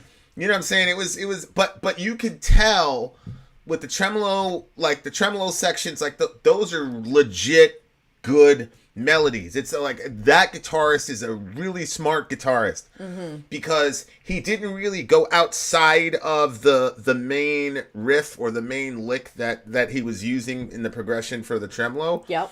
But he did enough variation to where he always stayed in the neighborhood and he understood what he was doing and where he was in the song. But you could just tell, okay, that is an epic progression. That makes sense. It's melodic. It's really, really good. Yes, there's a low production quality. These guys are, you know, probably, you know, first, maybe second generation guys. But you could just tell that the musicianship was there. And that's my issue I agree with that. With Frozen Moon and all the rest of it. It's like, yeah, man, you got the low production thing, but you're also, was your Frozen musicianship sucks. Like, Was that it's Mayhem? Huh? Who did Frozen Moon? Was that Mayhem? Yeah. Yep. Yeah, like that's the Mayhem classic and all that. People were saying we weren't getting it. And you know what? That's okay. Yeah. We probably don't get it. Yep. We probably didn't get it. But I just think that like this song and lyrically, it's like, okay, this is what Frozen Moon should have been. You know what I mean? Like, because these guys are actually artists. Like, if you listen to Frozen Moon, I don't think there's anybody who has a guitar for 2 weeks that wouldn't say, "Oh, I can do that." You know what I'm saying? I can't believe you remember that much of it. Oh, That's well, I crazy mean, to me. it wasn't much. There was not much to remember or forget about that band. Like, I'm not hating on them. Like, I think I gave it like a 5 or something just for the sake of the culture. It's because I didn't want to give it a 0 because I didn't want to disrespect so many people. But that shit was terrible, bro. I'm sorry, and I will never like it. I just think that they got you know, as Perk says, they were definitely more competent musicians than Mayhem at the time. It's no question. And that's my thing. It's like the musicianship, you know, in the early Mayhem was just, it was not about musicianship. It was about these guys have opened up something that nobody's done before. Yeah. And you got a bunch of angry European people that want to, you know, I think when you're starting something new, you can be a little bit more crazy with it, and people are just like the novelty of the newness. But then after something's been going for a while, then you really have to come out with something really amazing. And this right here, and I don't know enough of Mayhem's catalog to speak intelligently to it. I'm just comparing this to Frozen Moon, and I'm like, if somebody said, okay, what's like hard, you know, and I don't know where these guys are on the timeline. Is this, because Perk did say that they were a pretty influential band. Let me see here. He had said something. What did he say? He said something about them being pretty influential. Like, let me see. I want to find it. I want to find that comment. There it is. This is one of the seminal Swedish melodic black metal bands. Are up there with the likes of Dissection and Sacramentum. Okay, so I think that's wave 2. I think I think Dissection and those boys came in the wave too. Okay. Which is fine. Maybe second wave black metal is my favorite type of black metal. You know. So if that's the case, you know, I might like the second generation. Yeah. Although the Maguas of the world and That's all what I was that. going to ask you. What about their... I don't know. I don't know if they would be Generation 4. I don't know. I Yeah. mean, but Magua and Batushka are some of my all-time favorite bands period. Much less black metal bands. But yeah, I just this one, I'm like, holy shit. Sonically, it was really, really good. Lyrically, it was talking about the landscape. I think. Do you think that it's literally like... So when I think... I've actually never been to Alaska. It's just what I've heard about Alaska. It kind of reminded me of that, like when they have their... Even their summers are not very long or very great, I don't think. And then when winter rolls around, it's hard and it's dark for a long time. And so I wondered if it was kind of like that. As I behold the dying sun with brightened eyes, its light will then soon disappear from the land of death. Like if you were to call it the land of death, not because it literally, but just because everything is always in a state of dying because it's such a cold landscape. The frozen land of death. Like when winter rolls around here, there's some fun to it, you know, like because it's pretty when it snows, but then there are days where it just feels like a cold land of death. You know what I mean? Where it's just like the trees are dead, there's no flowers, there's just mud and nastiness everywhere and everything's frozen. You know what I'm saying? It really is interesting how your environment, you know, people talk about nature nurture, and most of the time when they say their environment, they're not talking about the literal environment. They're talking about the metaphorical environment that gets created by a collocation of people. But I almost never hear in the nature nurture conversation the literal environment and what it does to shaping your actions and your personality and your and even your belief systems. Yeah. And of course, you know, that's me, you know, falling asleep on Terrence McKenna. Where How Terrence, oh my God, he was talking about how he was having a conversation with the mushroom. Yeah. Because in his last night, what you were... Yeah, he believes that basically what we're calling DMT chemicals, whatever you want to say, is really sentient beings from another planet who are trying to communicate to us, but know we'll be freaked out if they communicate to us directly, so they camouflage themselves in these, you know, fungi, whatever. And he talks about this conversation he had with the mushrooms, which of course we talked about with ayahuasca, when the brilliant Westerners, the enlightened Westerners showed up and said, "How do you guys know? Because you know you've got the inhibitor, right? The plant taught us." Oh. So you take the DMT. It's true, yeah. You take the DMT, and the effects are kind of stymied because your randomly undesigned body inhibits that chemical because it said we shouldn't be tripping for this long. So your body naturally does that. And then ayahuasca, though, when you add that, it releases that valve so that you can have a longer, more potent experience. And so the Westerners are like, how the hell did you guys figure that out? And they said, oh, the plant told us. And they're being dead ass serious. So then here's Terrence McKenna. He's having this conversation with the mushroom while he's in this, I think it was psilocybin. But my point is, like, and, you know, I'm not going to get too woo-woo out there with the whole, you know, your environment is actually conscious, which is an actual legitimate scientific theory. Shout out to Don Hoffman. I'm not even going to go there, but we don't talk about how the environment itself shapes people. So one example would be, and I'm just literally just using this as an example. When you're in New York, you walk everywhere. So some of that is just the society that's created by people. But New York is a really condensed area, so you walk everywhere. Yeah. And you don't want to take a vehicle because the environment is so condensed that you'll have to wait forever. You'd much rather just walk. I mean, you know, we did so much walking when we were in New York. So I was in New York for all these years. I come up to Maine and people aren't walking. So you go to Walmart in New York and you see regular people. You go to Walmart in Maine and you're seeing morbidly obese people.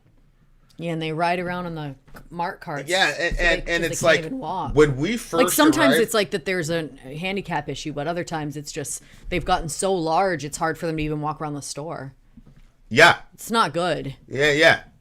And like that level, I had never seen before. Like me. Oh, really? Oh yeah, me and my brother both kind of looked at each other because you see one person here and there. It was like, yeah, I mean it's Maine. Yeah. And we were like, holy moly. That's just one example of how. And then the other side of that is just winters in New York are not as harsh. So you're more likely to be outside. Winters in Maine, I mean, people just hibernate. Yep. And again, when you're in, it affects. What are you gonna do? It affects your. So it's really, really Eat fascinating. and watch shows, yeah. It's fascinating how your environment.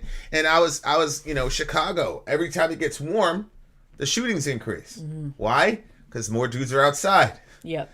So Yeah. in the winter months, everybody was inside. Well, what are you going to do in the winter months? Well, I'm going to be on my phone. So then they get on their phone and start texting each other and start tweeting each other and start talking shit to each other. So all through the winter months, they're inside, but they're still talking to each other on Facebook and all this shit. And then when the summer comes, everybody's back outside. That's when they start killing each other. So it's like all of that shit is being dictated by the literal environment where they come from. And it's just massively interesting, like how your environment has so many effects on what you do, what you eat, how much you eat, how much you run. Like it's crazy. It's unbelievable. Yep. So these metalheads here, like it's clear that the environment had such a massive impact on them. You know what I'm saying? Yeah.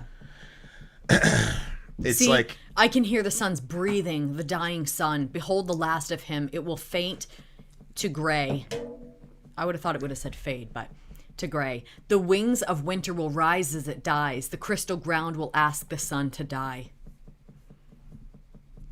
yeah. You know, there used to be a little movie that we used to watch when we were kids, and it was that idea, like it probably was like Jack Frost or something like that. And there's like this battle between the winter and the spring. Yeah. And who's gonna win out and stuff like that. I like the concept, but the way I think that they are talking about the landscape. I also think that you could flip it and it could be a song about depression. I don't think that's what it is, but I do think that it could function that way. Well, people have, that's another way the environment affects you. People have seasonal depression. So to your point, I think there's a way to interpret this literally and, Yep. In the sense of this is a metaphor for depression. I think, yeah, they go hand in hand. You know what's interesting? Every spring, I hope I'm not sharing too much. Every spring you go through a heavy depression. And in the fall, that's when mine kicks in. Yeah. It's very weird because I'm always surprised every time yours kicks in the spring, because for me it's like it's spring now and summer's coming and there's excitement and there's fun and the sun and there's so much like excitement. But then the fall, I have to focus on like apple pies and pumpkin flavoring and like normal white girl things because that's the only thing to like make myself feel like better, because I know if the fall wasn't followed by a cold and harsh and very long winter, then I probably wouldn't have so much of a problem with it. One thing that's odd though is the winters don't seem so bad living in an apartment. What do you mean by that? Well, when I was living in a house, the winters were worse. Oh, is that because of you had to get the wood and all that versus just turning up the heat? I think it's the wood, bringing in the wood. I think it's having to take care of the driveway. Although I really do hate having to move the car when it snows. But that goes to the physical fitness aspect, because, doing that woodwork and things like that gets you that kind of like, yeah, I know, that strong. Yes, I was very know much what I'm better saying? there. Now I'm like, I was stirring the cookies by hand. I'm like, holy shit, my arms are weak. Well, you should do some push-ups. No, I was making Push-ups will your help. dumplings. That's what it was. So I had to keep banging them. And every time I banged them, I'm like, what's happening? I hate winter. I'm trying to negotiate with Dorian to he wants to live in the Northeast. I'm trying to negotiate with him. We're out there fishing. I'm like, if we were in certain places, you'd get a lot of fish. So, He's mulling it over. This is a 9.7 for me. My favorite song of the night so far. 9.4 for moi. There you are, dear listener. The moral of the story is write good lyrics, okay? And make an attempt to make something beautiful with your art. And stop trying to act like you're like avant-garde and all the rest of it. And your music just sucks. But that's not this band. Shout out to this band. I want to get it right. Vinterland. Shout out to Vinterland. They did a really good job. Vin out. Vinterland? Sorry, out. Gong. All right, guys. Okay, load up the next one. I shall be right back. We got another John. Are you going to be back by commercial? Yes. Oh, the homie Raul is here. Shout out to the homie Raul. Boop, boop, boop. Big props to the homie. Perkunos' birthday today, y'all. Perkunos' birthday. Just a really cool dude. Not to say that everybody else isn't cool, but obviously he's got a little place in my heart. You guys would hate Throbbing Gristle. What is Throbbing Gristle? What is that? Is Throbbing Gristle like a is that a band? Is that a genre? What is it? Bye. It is a band, it's a genre? You want this? What's this? It's trash. Why do you want trash? No, I don't want any trash. I don't want the trash, but you were looking at it like you were curious. All right. So I was going to give it to you if you so desired. We have returned. I'm super cool and I have a gigantic brain, obviously. You do. Commercial time, bitches. Yeah. I'm Vin. I'm sorry. If you would like to get your song reviewed, dear listener, there's the Filthy Capitalist option. As Sori says, 125 gets you straight to the head of the line. You don't have to be a part of the alliance. You don't have to be part of the group. Wait a minute. And the biggest thing is you don't have to wait. You hop, skip, and jump right in front of everybody. 125 gets you there. You do that 3 times, and you get mashed down to the $75 rate for perpetuity. Yes! Also, there is a band review option. So if you've got a band and you're trying to get your band some exposure, hit me up at insori@gmail.com, and I'll show you the details about how to pull that off. You can also jump on Patreon, and there is a option on the tiers to be able to get your band reviewed. Yep. Obviously, we can't lie to you, so we can't guarantee a positive review. Get what you get. It's just rubbish. Rubbish. Rubbish. That's British for garbage. My favorite is the community option. $1 at the gate gets you in at Patreon. You get to join an alliance. The alliance joins their points together, and that helps determine what songs that we do. The alliances hang out on Discord. Message me on Patreon to get the link. And they do all kinds of other cool things. They do Minecraft, Dungeons and Dragons. Yeah. It's really a community within the community. Anybody can go in the village, facebook.com/Vin and Sori. There's 160,000+ people on the channel. What's cool about the Discord is that it offers a real opportunity for community connection, friendship, that type of thing. And it's on Discord, so if you're not a Facebook person, it's for you. You start off at $1. Right. Plus you get exclusives. Sori and I are working on a song. So the first 15 seconds of that was on Patreon. Also, at $15 here and above, when we actually debut the video, they're going to be there live with us. There you are, dear listener. Buy our merch. And a child shall lead them To buy our merch. to buy our merch. Okay, so here we have the second to last song. Yes. The big homie Perkunos. We've got a big giant DJ stream for the big homie with the big brain, Perkunos. The name of this band is Scythian. The name of this... it's you have some background music playing, I guess. Yeah.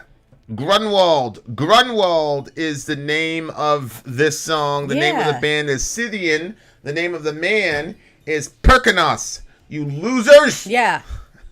Having said that, it is time. Scythian, Grunwald, let's go.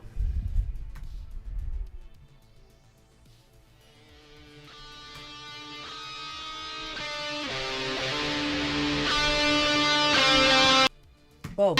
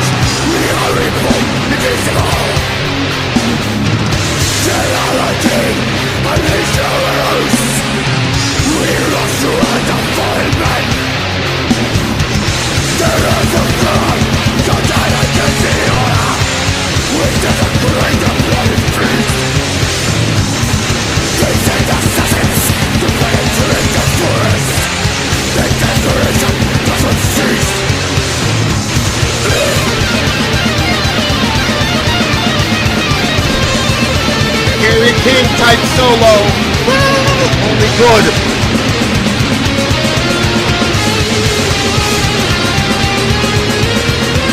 I'm enjoying the hell out of this song, bro.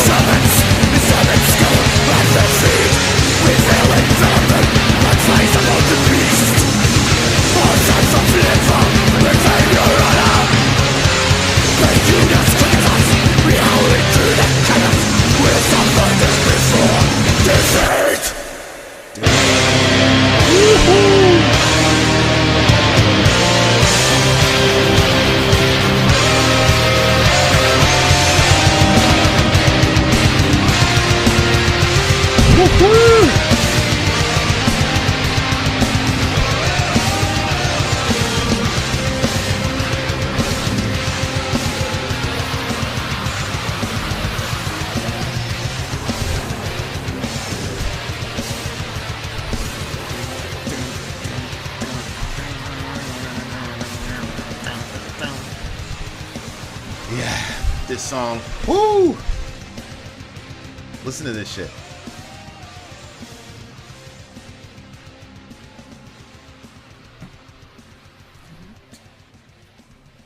This was by far the most riffy.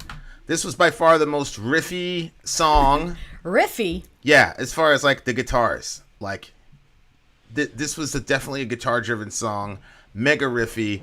I'm very, very, very, very, very happy about it. Well, I finally know where your name comes from, Perkunos.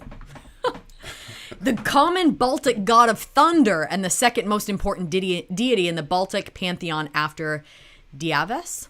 I don't know. Diavius. So there it is. You've named yourself after a god. Well, yeah, that's a Greek term, right? Isn't that Greek or it's Lithuanian? It looks like. Old Prussian. Yeah, we're just stalling for time. We're gonna have a special guest with us to do a review on this song. While I'm waiting for my special guest, this song was like, it was the heaviest song so far tonight. Right?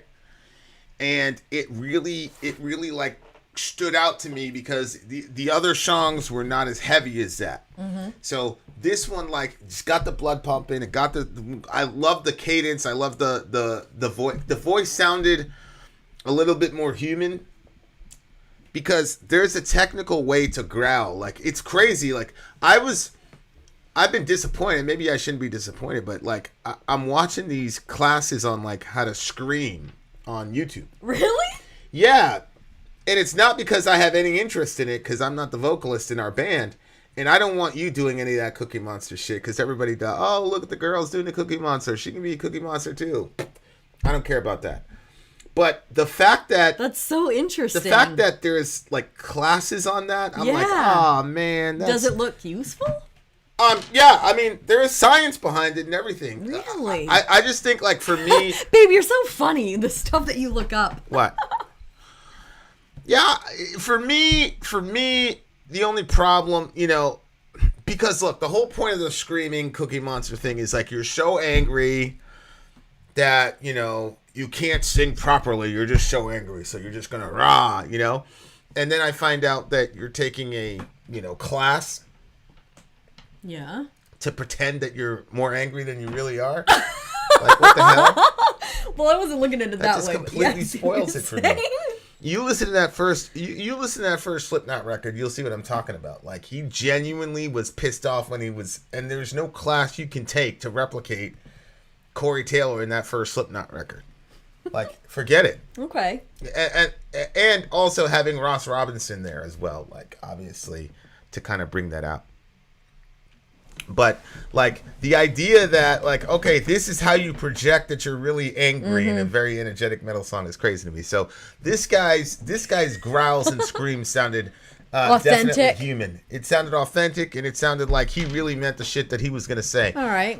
And that's me, man. Like that's the type of music that I like. Is when you listen to somebody, and you know, like that dude, like or that girl, like she really means what the hell she's talking about. Like Exactly. you know what I'm saying? And there's other people where I'm like, yeah, man. Well, sometimes the way that I feel like whenever they're really into it, you can get into it. You know what I mean? Like when you see some like half-ass I'm whatever. sorry, Daniel. He's Tell your 14 mummy we years said old. hi. Every day without fail at 6:30, he's got to go eat his dinner or his. You know what I'm saying? She's a good mom. Yeah, she's a really good mom, and it's just like he's so smart that he's talking at everybody's level. You wouldn't know, but that it's shit like that. You know. Yep. Shout out to Daniel. I and his just ate mom. my supper and took my shower. I'm back now.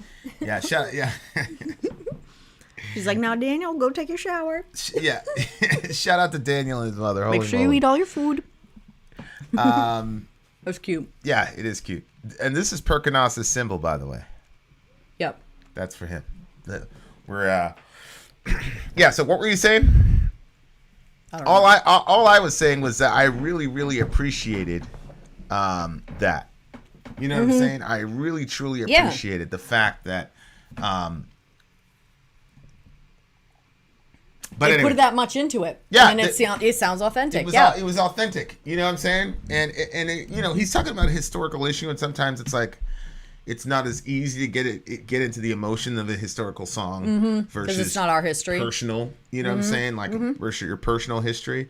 But he was really into it. It was clear that he was really into it and meant a lot to him. So like that's the shit that I love. You know, I love that. This is another short song about war. This one, though, is, again, another historical one as well, because this is an actual conflict that happened in human history. Don't you think that first line is kind of interesting? Or second line? In nomine- 2 swords are the wages of sin. Yeah, that's how the song comes out. Right out of the gate, 2 swords are the wages of sin, which, of course, biblically speaking, the wages of sin is death. And the gift of God is eternal life through Jesus Christ our Lord. Sadakt. So Candy corn. he says 2 swords are the wages of sin, which I think he's saying that, you know, if I'm carrying 2 swords, death is a guarantee. You know what I'm saying? Somebody's going to get got. Or Well, he the could be Bible going, says if you live by the sword, you die by I the was going sword. to say, like, if you could go super meta and say the 2 swords are not one guy holding 2 swords, but one guy holding a sword versus another guy holding a sword, attacking each other. Right? Because Jesus said Paul said the wages of sin is death, but Jesus says those who live by the sword will die by the sword. And it literally says those who take up the sword will die by the sword. So, yeah, so it could be that one too. In which case, it would be like almost a double, triple, quadruple entendre, because it would be sinful to pick up swords if Jesus said to put them down. And so the wages of sin is death. That would be one of those times when it's like sin is its own punishment. Yep. Like Jesus didn't have to do anything to you. You know, like You did it to yourself. go ahead, keep going with the sword play, see what happens to you. You know, shout out to King Vaughn, because that's exactly how the big homie ended up losing his life. Perk, we put you can see right there where it says guest. I'll do it again. This time I'll do it as a YouTuber, as regular old Vin and Sori. Click on that link, big bro, and then you'll be able to jump in immediately. I swear, if Perkunos has like a British accent or something like that, like it's gonna be a rap, bro. I'm sure he does. It'll be a rap. Anytime somebody comes out super smart on this channel, they just never sound like me.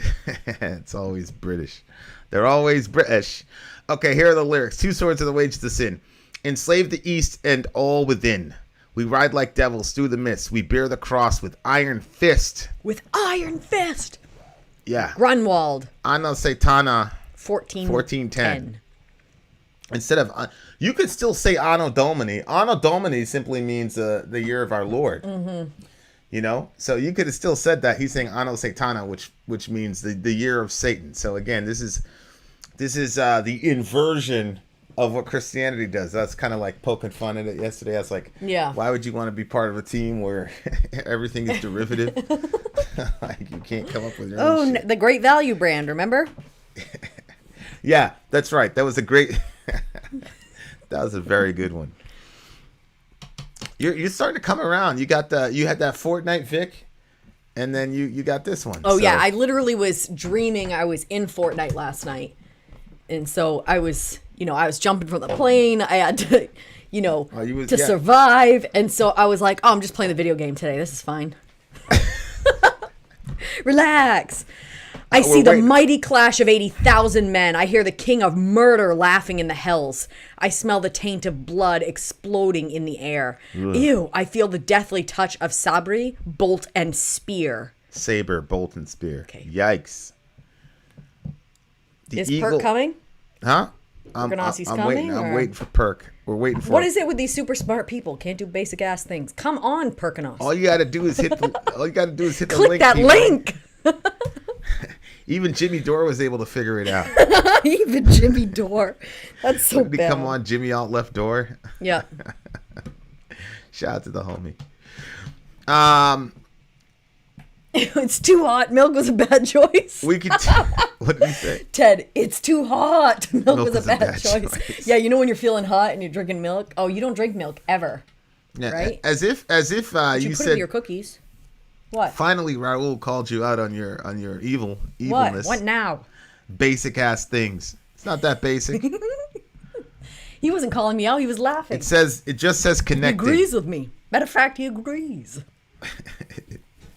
It just says connecting. Let me see if we did. Hey, did you have a fun night last night? Yeah. What'd you say? Did you enjoy your night last night? I fell asleep, so. Oh, I mean, yeah, it is what it is. You know, what can you do? What can you do? All right, so Perk. Struggling to stay awake for that video I wanted to watch, and yeah, you unawareness. You didn't stay the real. All right, so we're having technical difficulties trying to bring our special guest on. So we're just gonna have to keep doing this review, I guess, Perk, because you can't do basic ass things, Perk. The eagle falters, his horse is turned to flee. I cut the infidel with fury and glee. And glee? Well, I mean, yeah, you're at war. You know what I'm saying? So you're going to have to... You don't think so? I guess. Like, how do you feel when you're playing Fortnite and you see a guy... Yeah, but that's different. That's Fortnite. And you know he's not paying attention? Babe, yeah, I can throw in with you. You know you're about to creep up on him? That's a good feeling, bro. You know what I'm saying? Like, you know what's the best feeling? Is when they're shooting at you and I can come up from the side and get them. Yeah, when I sent you to that house... I sent you to that house, and I posted up by the bush. Yep. So Vin comes up with these really great strategies when we're playing the game, and we can win if only I can listen. But a lot of times I want to do my own thing, and then I get us killed. Yeah, she consistently gets us killed. Slava, I'm assuming means slave. I don't know. Vin, did you lock my video? I did. Why? We'll talk about it later. Grandmaster, we go to the fray, to penitence and death, the rumbling guns and wrath of God. Behold the terror of men. See, right there in the middle, the reason for all the satanic language, it appears that there's like some... I always just hid in a bush when I played. It appears that the invading army is a Christian army. Okay, and then that's why there's all this stuff about Satan and all the rest of it, because I don't think it's a theological statement as much as it's a sociological statement. You see what I'm saying? If the people that are fighting you are Christians, and you're going to go, the exact opposite and say you're on Team Satan, because the people who are coming to oppress you or whatever are, Christians, or they're saying they're Christians. Stand to regain your courage. We are reborn invincible. Jalal ad-Din. I wonder if that must be another god, right? Unleash your arrows. That sounds Arabic to me. Jalal ad-Din. Rush to aid our fallen men. Unleash your arrows. I'm gonna have to check that. Keep reading. Go ahead. The wrath of God shall turn against the order. Will desecrate their bloody feast. Ooh. They send assassins to penetrate the forest. Their desperation does not cease. Desperation does not cease. They mass like serpents. The serpents gather at their feet. We will envelop them like flies upon the beast. Ew. O sons of Litva, Reclaim your honor. Perkunos quickens us. We howl into the terror. Ah, Perkunos quickens us. There it is. See? Perkunos, restart your computer. Do something, bro. We'll suffer death before defeat. Okay, so yeah, that is Arabic though. Okay, what does and it the mean? guy's full name is here's a guy's full name. Let's see if you can. Maybe he can Skype or something. Maybe let's see if you can pronounce this full name here. Oh Lord. It's a very interesting name. I'll give you $20 if you pronounce this name correctly on your first go at it. Okay, so here's the big homie's name. Okay. Here's the big homie's name. And here's my reading of it. And then so he's mentioned in the song. Okay. Okay, so then here's your turn, Soraya. Go for it. Pronounce this name for us. Jalal Adunya wa Adin Abul Masafar Mangubridi Abin Muhammad. Did I get it? Nah, you didn't get shit. Did I get close? That shit was terrible. You wasn't even. Did I get close? Bro. You weren't okay, even well close. then read it. There you go. That's what you get. What's the other one? Where is the funny one? The bicycle born right there. Yeah. There you go. His name is Jalal Ad-Dunya wa Adin Abu Muzaffar Mugaberdi ibn Muhammad sallallahu alayhi wasallam. Okay. So there must have been an alliance. I wish we could have got Perk on, bro. Because that would have been really cool Can to he call on see. Skype? He knows Don't all you the have his phone historical. number? He knows all the historical shit. So Bring him in an audio. This is obviously his people. So Perkunos is the god of fire, right? So they're saying Perkunos. No, thunder or something like that. Or thunder. Oh, yeah, because the Right god here. of thunder and fire. The common Baltic god of thunder. I'm assuming that second most important deity. So that's probably Baal, right? In the Baltic pantheon, after Diavas. Right, but what? Baal wasn't. Baal was the second in command. He was the son of El. Yep. Baal was a cloud rider. Yeah. He was a thunder god. Oh, you're saying and he was comparatively the son speaking? of El. Okay. Right? So now you have Perkunos. He's a cloud rider. He's a thunder god. And he is, I'm assuming, the son of Diavas. Yep. Yes, can I call you? It's still Okay, not letting that me makes call. sense. Of course, just call me, bro. You got my number? We'll get Perkunos on there.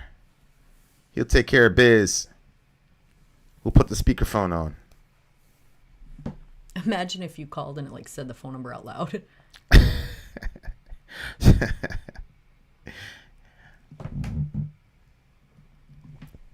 Perk, call me, bro. I'm about to call this man. I'm about to call him. I'm about to call him right now.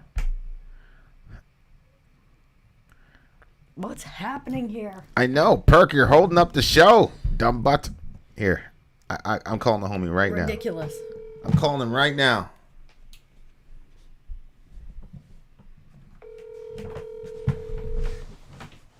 Here, use this one. Hey, what's up? Can you guys hear me? We can hear Hey. you. Oh, sick. Hold on, Perk. Hold on. Hey, he doesn't sound very far away. He doesn't sound British either. Who's disappointed that Perk doesn't sound British? Look at this bootleg rig I got. Okay, so I've got the interview mode on now, right? So it's this side and this side. Oh. And I put the phone on this side. Does I'm it sound smart. good? Does it sound good? Okay, Perk, talk to me, bro. Okay, yeah. So I think there's a lot of information I can give you about some of the background of the song. Yeah.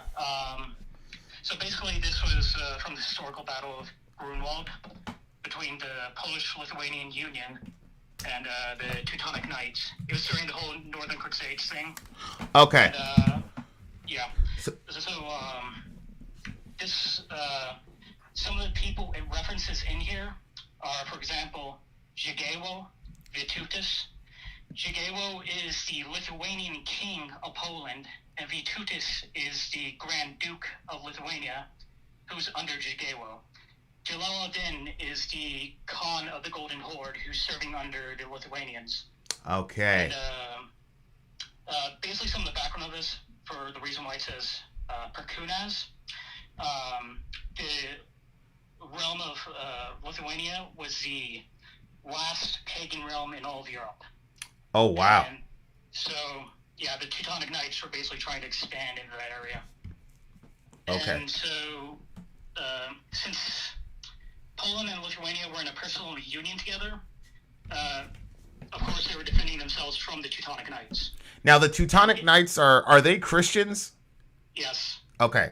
So that's where all the Satan stuff comes from in the song, is that they're basically saying we're on the opposite side, you know, of the Teutonic Knights, basically. Yeah. One thing I should have mentioned, though, is that Lithuania was already going under Christianization, under Zhigewo. So he had converted to Roman Catholicism, and he was, Christianizing his people. But that, of course, didn't stop the Teutonic Knights trying to expand in the area, take it. How was he? How was he What's that? Christianizing it, though? Was he like spreading the gospel, or was he just doing the "we're going to threaten you and kill you"? It's not too clear on that. I haven't read too much about that specifically. But at least for the Lithuanians, they had the perspective that because even despite them trying to Christianize their people, the Teutons were continuing, were still aggressive against them, and they even accused Zhigewo's baptism as being illegitimate. Oh, wow. So, On what grounds? I'm not too sure. I should probably read about that. Man, back in the I didn't read day, too much of this. to invalidate somebody's baptism, like, That's serious. that shit was serious, Yeah. bro. Yep.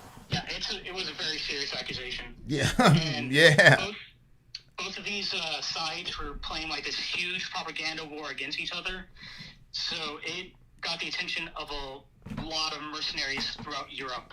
And this was actually one of the largest battles in medieval Europe. So Oh, when wow. it was saying Slava, is that a way to say slave? Is that like No, I think it's referring to Slavs, because remember, this is a personal union between Poland Yeah, that's what I and thought it was. Lithuania. The Right, Poles are right. Slavs. right? Etymologically, that's where we got the term slave, right? From Slavic people. It could be that, yes. Wow. Wow. Okay. So Perk. So what goes into a song pick for you? Like, thank you for staying a little bit more, because we didn't prep you for this, but now we get to interview you, so it is what it is. What goes into a song review for you? Is it the enjoyability of the song? You seem to be one of those people that is interested in history because, like you're in it when you're reading about it. It looks like you get Yes. lost. It looks Yes. like you get lost in the history. Like, Yeah. is that, how accurate is that? Would you say? Well, I mean, it depends. For a song like this, and a Macabre Omen song, obviously, a lot of enjoyment comes from the historical background, because I love history. It's like a personal hobby of mine to study history. But for like the Vinterland song, the lyrics itself didn't really actually do much for me. It's mainly just the song, the riffs, the construction. I mean, the composition of the song. So it could be either one. Yeah, this song was the heaviest one so far. I mean, we've got one bonus song left. This was going to be your bonus pick, right? And then we switched the order.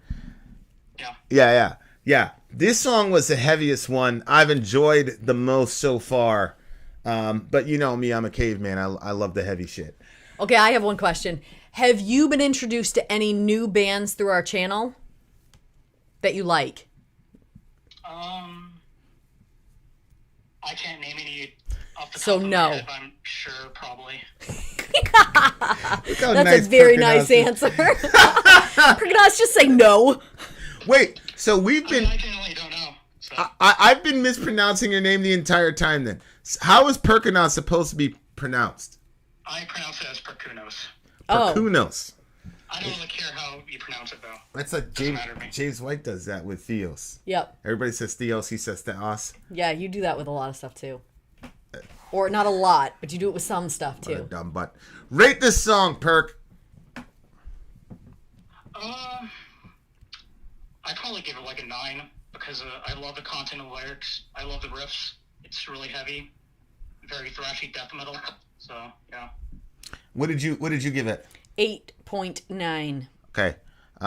Both of you are on crack. It's a 9. I did that on purpose. It's a 9.8, you losers. It's heavy music. All right, fair enough. All right. It's a great song for sure. Vin out. Sorry out. See you guys. Perk. Follow the. Perk, you gotta say perk out, bro. I am never going to say that. I'm so sorry. I will never say that. All right, man. Have a good one. All right, you guys have all. Love you both. Bye. Love you too. Why won't he say it? Does he think it's corny? His own personal conviction. Like, yeah, that shit was whack. Yeah, I say that shit. Like, there's been a number of people that have put their foot down on that one and say they're not going to say it. Didn't Zen? No, Zen played along. I think Zen played along. Zen and Lindsay played along. Yeah, but there was somebody that there was. Well, they were mocking us afterward. Everybody had a good time afterwards in the after party. All right, we got one more song for y'all. It's Perkunos's Necros Christos, I am Christ. Yes, If it's Perkunos's birthday, so Perkunos is my man. So I was like, "Yo, bro, add an extra song." He's like, "Really?" I'm like, "Yeah, bro." So that's how we show love. You know, it's the big homie's birthday and all that jazz. So he's always coming through with the knowledge. Much love to Perkunos. Shout out to Dr. Reg. I can honestly say I watch the channel because being an atheist, I'd rather hear someone else's point of view than my own. I know what I believe and I don't know who wants and who wants to hear the same thing every day. I appreciate that, Doc. Right, exactly. I appreciate that. Perkunos made a big splash on everybody with that interview. That was so funny. He's like, hell no, I'm not saying that shit. Fuck out of here. Fuck you, me. Oh, I'm so curious as to why, but why? We got one more song. We got one more song left. We got one more song left, guys. Commercial, and we'll be right back. Vin, I'm sorry. if you would like to get your song reviewed, dear listener, there's the filthy capitalist option. As Sori says, 125 gets you straight to the head of the line. You don't have to be a part of Alliance. You don't have to be part of the group. Wait a minute. And the biggest thing is you don't have to wait. You hop, skip, and jump right in front of everybody. 125 gets you there. You do that 3 times, and you get mashed down to the $75 rate for perpetuity. Yes! Also, there is a band review option. So if you've got a band and you're trying to get your band some exposure, hit me up at insori@gmail.com, and I'll show you the details about how to pull that off. You can also jump on Patreon, and there is a option on the tiers to be able to get your band reviewed. Obviously, we can't lie to you, so we can't guarantee a positive review. Get what you get. It's just rubbish. Rubbish. Rubbish. That's British for garbage. My favorite is the community option. $1 at the gate gets you in at Patreon. You get to join an alliance. The alliance joins their points together, and that helps determine what songs that we do. The alliances hang out on Discord. Message me on Patreon to get the link. And they do all kinds of other cool things. They do Minecraft, Dungeons and Dragons. Yeah.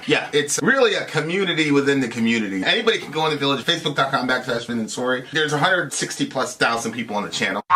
What's cool about the Discord is that it offers a real opportunity for community connection, friendship, that type of thing. And it's on Discord, so if you're not a Facebook person, it's for you. You start off at $1. Right. Plus you get exclusives. Sori and I are working on a song. So the first 15 seconds of that was on Patreon. Also, at $15 tier and above, when we actually debut the video, they're going to be there live with us. There you are, dear listener. Buy merch. Buy merch indeed. The child should lead them. What? Oh, just funny how it's always the same. People like that. It gives them a sense of normalcy. Sense of security. Sense of Use security. the mirror option and flip our sides right now, babe. What'd you say? I said use the mirror option and flip our sides. Oh, yeah. That'll further traumatize people. Further traumatize people. Okay, guys. Remember when you did that and people were like, it feels like mom and dad are getting divorced? Yeah. What a fucking terrible metaphor. All right, guys. At Vita Zane, we have reached the end, my friends. The last and final song for the birthday boy. We have reached the end for the birthday boy. Shout out to the big homie Perkunos. I'm not pronouncing his name correctly, but he wouldn't say perk out. So now this is your punishment. You're going to have to deal with this for the rest of your life, my G. You know what's funny? It's like he's literally almost smack dab in the middle of us and Dorian. Yeah. Yeah, he's right there. So wait, is he closer in age to him or us? Let's just start this song. He's closer to Dorian. Yeah. Okay, guys, here we go. Final song of the entire channel. We really loved you guys. Thank you guys so much. This is our final song for today. All right. I don't think we're going to be smiling at this one. Necros Christos, I Am Christ, let's go. That's about what I expected.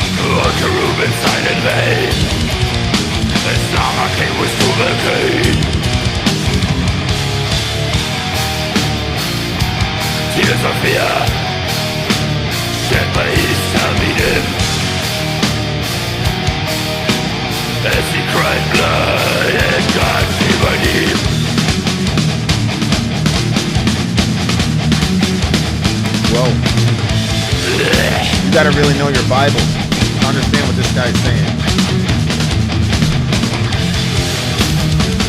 We're so near and nefarious is the value of thy cross.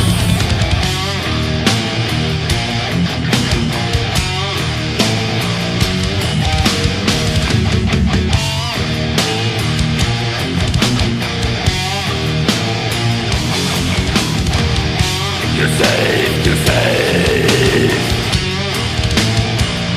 you saved us. The crown, you are the crown.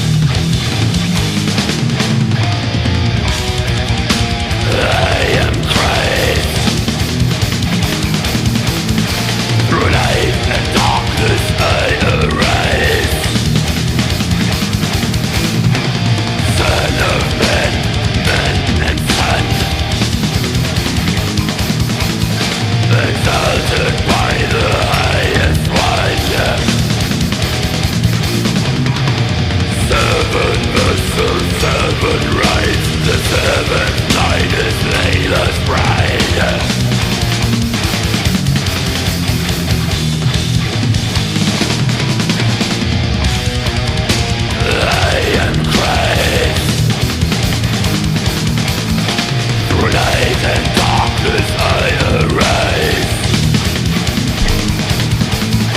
My soul is starless, Ian's always.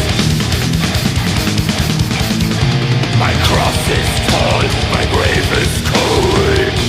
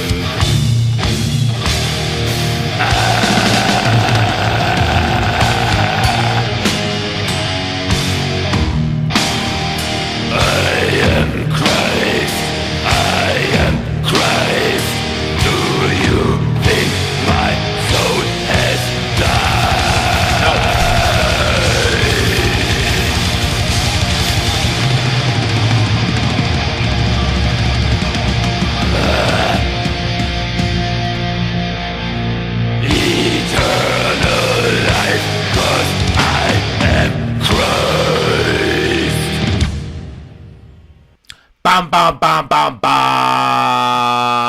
bam. Okay, so that was the last song, I Am Christ. Obviously, as Christians, I disagree with a lot of the lyrics here. However, look, there's more to a song than the lyrics, right? There's also the soundscape that was created. Apparently, according to Perk, the guy here is, I don't know if he's a Christian, but he says he believes in God and Christ. But then he's saying this kind of stuff, which... Again, if as an artist, you know what people want to hear and things of that nature, and maybe there's stuff that he's got to work out, for himself. You see what I'm saying? Well, it's funny because I was a little confused lyrically where he stood. There was something that except for when he said "I am Christ," I'm like, okay, well then no, but then there was other stuff. So I've been having a side conversation with some folks, and this is always fun. So all right, well. So River Ross says, "Plenty of gods die and come back. Balder dies and comes back. Ragnarok, Odin, hang from the world tree as a sacrifice to come back." Okay, here's a flaw in that kind of an analogy.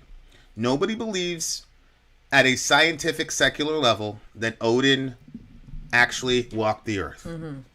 Jesus of Nazareth is an actual historical figure. Right. He actually was crucified under Pontius Pilate. These are actual human beings that actually walked the earth. So I'm not talking about a concept. I'm not talking about a concept of dying and rising gods, even though a lot of the supposed parallels there are ridiculous. I was talking to, what's his name, Seth Andrews? I said, don't do it! You remember that? I said, don't do the zeitgeist thing, Seth. Don't do it! Yeah. And he didn't. He backed off of it. Shout out to the homie. You go wise, real wise. Guys, we're dealing with an actual historical figure, okay? And he was actually crucified. That's actually corroborated.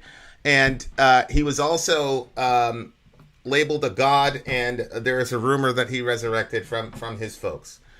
Vlad was saying that this is a normal thing. This happens all the time. I said, Vlad, get me one example of a Jewish person who made messianic claims that died under Roman power that had a movement after. Jambi's going to bring the information for him. If we wait for Vlad and River to produce an analogy, all of us will become skeletons. There is none. What I think people need to understand is that you have got to understand the expectation that people had of Jesus at the time. They were under Roman occupation. People have to understand that. Just 150, 200 years previous to that, they were under the occupation. Remember, after Alexander the Great, he died, and then he distributed. You had Antiochus Epiphanes. You had this non-Jewish person that was terrorizing the Jewish people, occupying them, heavy taxes, executing them, that type of thing. And what happened was Judas Maccabeus and those boys got together, and, the Maccabean revolt, right, which is Maccabeus basically means the hammer. And they cleansed the land of Antiochus and his folks. And then I'm pretty sure it was Judas Maccabeus who rode into Jerusalem after cleansing the land on a donkey with palm trees. Okay? So you have to understand that that's why there were two Judases on Jesus's team, because all the Jewish moms were naming their kids Judas. Right. Because they were hopeful that their kid would be able to be the next Maccabean revolt to overthrow the Romans. So when Jesus shows up and he claims he's the Messiah, even his closest followers, all the be nice to people shit and all that, they were like, yeah, we'll do all that shit after we kill the Romans, bro. And that's why the very night... do you think that's what they were thinking? Oh, yeah, 100%. This is all for after? Yeah. Oh, my God. Yeah. What they were thinking was, this is all for after, and this is all for us after we get rid of these nasty-ass Gentiles. Even after Jesus rose from the dead, that's what people were saying. Are you now going to restore the kingdom to Israel? Oh, yeah, I know. Yeah. They were not, like, globalists as far as what they thought religion was. They were very ethnocentric. Yeah. And so that's the seats in Laban. That's the situation in life, is that you're under Roman authority. About 150, 200 years ago, there was a guy who overcame an oppressive Gentile, and he wasn't even the Messiah. That guy wasn't even the Messiah. So if you're saying you're the Messiah, at minimum, you need to destroy these Romans. Really, if you look at some of the intertestamental literature, he's supposed to take over the whole damn world and enslave the entire world. Yep. There was this really interesting Mishnah where it says the older will serve the younger. Jacob's written, basically the rabbi goes, well, the first guy, Adam, was not part of the children of Israel. So he represents all the Gentiles. So when it says the older will serve the younger, They're saying we're the younger brother. They're saying we Jews are the younger brother, and the Gentiles are the. So they're going to slay. So that was the expectation. So for Jesus to be crucified naked under Roman power, and for him to have a massive following 60 days later that dwarfed anything that he had at the height of his popularity while he was alive, has got to be dealt with. There is no historical analogy for that. Not one. Not even close. So that's what I'm saying. Deal with that. We're talking about a historical person. We're not talking about, Ragnarok and Thor and all that. We're talking about an actual human being that actually walked the earth. Okay? That's what we're saying. So yeah, and it's obviously not just Christian literature that shows that he walked the planet. Correct. So even people hostile to the gospel. So here's Vlad. Vlad says it's irrelevant. Okay, Vlad, if you think that's irrelevant, if you can look at that historical data, and the best that you can say is, well, it's irrelevant. Okay, I disagree with you. I think that Jesus' movement exploded after he died is a historical anomaly that none of you have been able to deal with. I mean, you can come on now, Vlad. We can have a conversation about it. I don't have a problem with that. Or River, you come on. You can come on. We can have a conversation. Like, I don't have a problem. Let's talk. Or both of you come on. Don't complain. Yeah, you both can come on. Don't complain that people are putting words in your mouth. You can put your own words in there and let the audience decide for themselves. Look, here you go. River, you can come on, and then boom. You can come on, and then you can shoot your shot, my guy.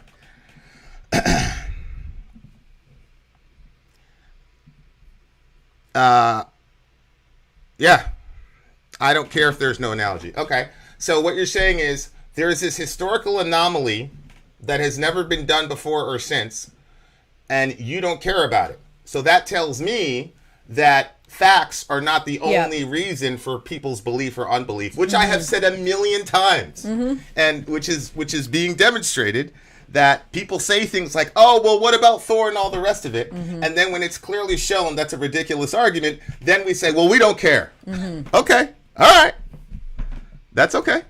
Do it.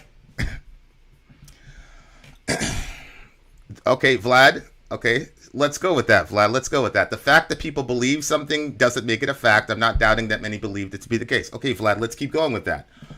Were the first Christians making belief claims or fact claims?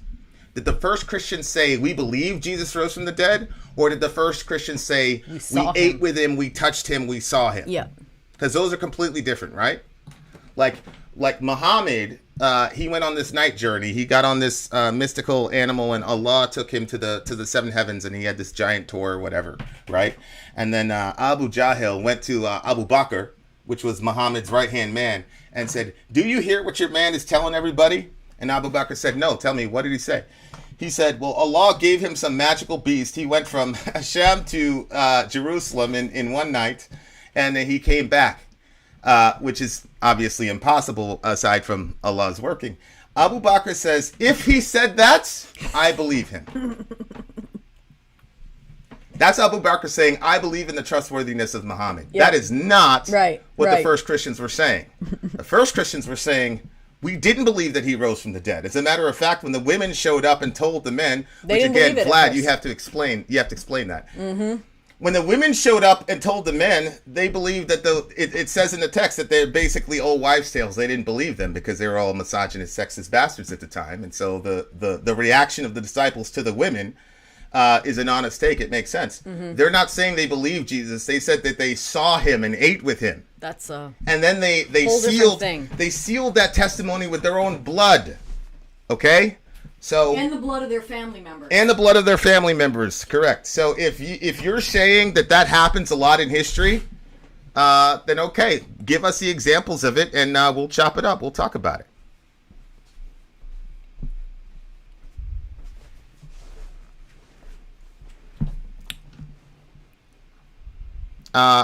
How does...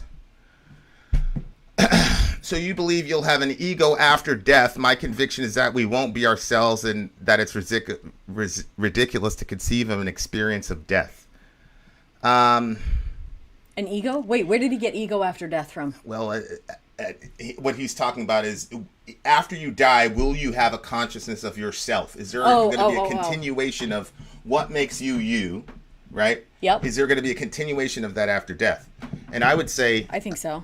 Alan, since ego is directly related to consciousness, and the folks on your team, and no disrespect, but the folks on your team can't even begin to tell us where consciousness came from, or even construct an idea of how we derived consciousness. I would say that if I held to your worldview, I couldn't speak so confidently about anything relative to the ego or anything, because the first you don't have an understanding of the first thing of consciousness. So how could you make that statement? And I notice I'm not saying like there isn't some scientific discovery. What I'm saying is your base presupposition militates against any sort of rational understanding of how we got to consciousness in the first place. Because unfortunately, AT, what you're going to have to say is that matter, that consciousness somehow got booted up out of matter. And as Don Hoffman says, that's just impossible. It's irrational. It's like a square circle. That's my contention.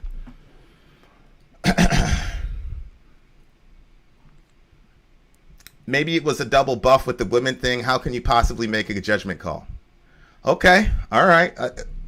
A double buff. A double buff with the women thing. Wait, what does that mean? A double buff? I don't even understand what that means. You're talking about the first people to Jesus for him to show himself to.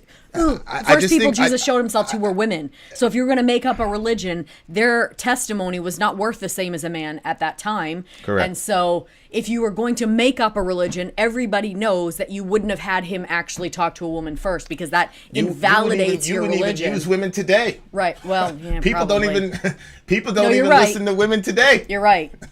So the only reason you would put that in your text is if it was actually what happened. And if it was that you were outside of the guidelines of what was approved and not approved in culture. I have never heard even an attempt to explain why the disciples. So let's gather around and create this fantastical story that a guy was crucified publicly, rose from the dead. How are we going to do it? How are we going to make it believable? I know. Let's get women. Was it? It was Mary, though. Was it the Mary that had the demons in her? Yeah. So that's even more like. They had Joseph of Arimathea on the team. Yeah. They had Nicodemus on the team.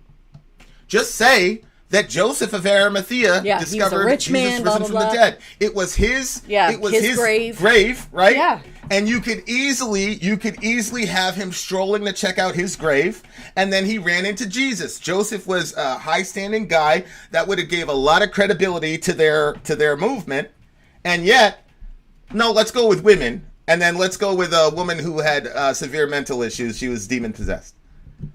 That makes sense. I'm sorry. I haven't even seen anybody attempt to try to explain it. Moving right along, babe. He's trying to get on. Trying to get on. Sure. River, River usually comes on. River doesn't do the drive. River is no Jambi. But we love Jambi. River is no. Shout out to. Yes. Shout out to Jambi. Joseph of Arimathea is a thing. Fact. Correct. It's a fact. Why not have Joseph of Arimathea discover the resurrected Christ? Why women? And why women with mental issues? Where people could easily dismiss them. You're saying that these guys created the largest religion in the world. They planned this and they had women be the first ones to view the resurrection. I'm gonna need it. I'm gonna need an explanation, bro. I mean, even their own people didn't believe them. And now look. All one at a time doesn't have to make sense logically. Humans don't even act logically. The game of life is never finding the answer. Just do what you enjoy before you die. Okay, Alan, thank you. That's very, very honest of you. You're not operating from a logical perspective. You're operating from a hedonistic perspective. You want to do what you want to do before you die. That's very honest. And I appreciate that kind of honesty. That's Romans 1, though, right? That's Romans 1. You see that? Jambi's name has almost become a slur. Yeah, no, I hear what you were just saying. I mean, it was a very honest thing to say. We appreciate the honesty. Yeah, that he's being honest. He's like, man, all this shit, I don't want to be logical. I agree, and that's why I'm saying like logic and reason is not River, he's going to post it again, I it's think. not the ultimate way people come to their worldviews. It's just not. And if you think that, then you're naive. And I mean that for everybody, Christian, non-Christian, whatever. There are benefits to believing the Christian story. There are also benefits to pretending there is no God. There's benefits all around. I could still see you, Riv.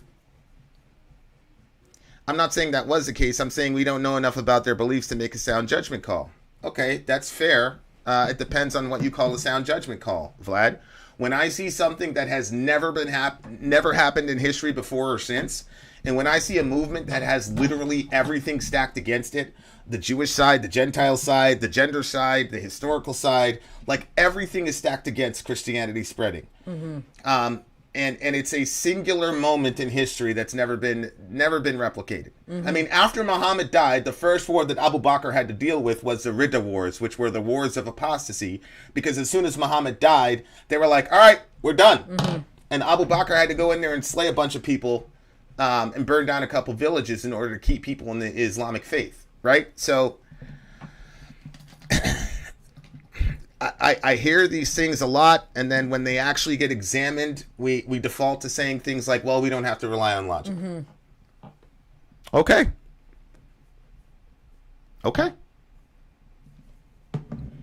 You have to contend with that in your own mind, though, if you're going to just excuse something that ginormous.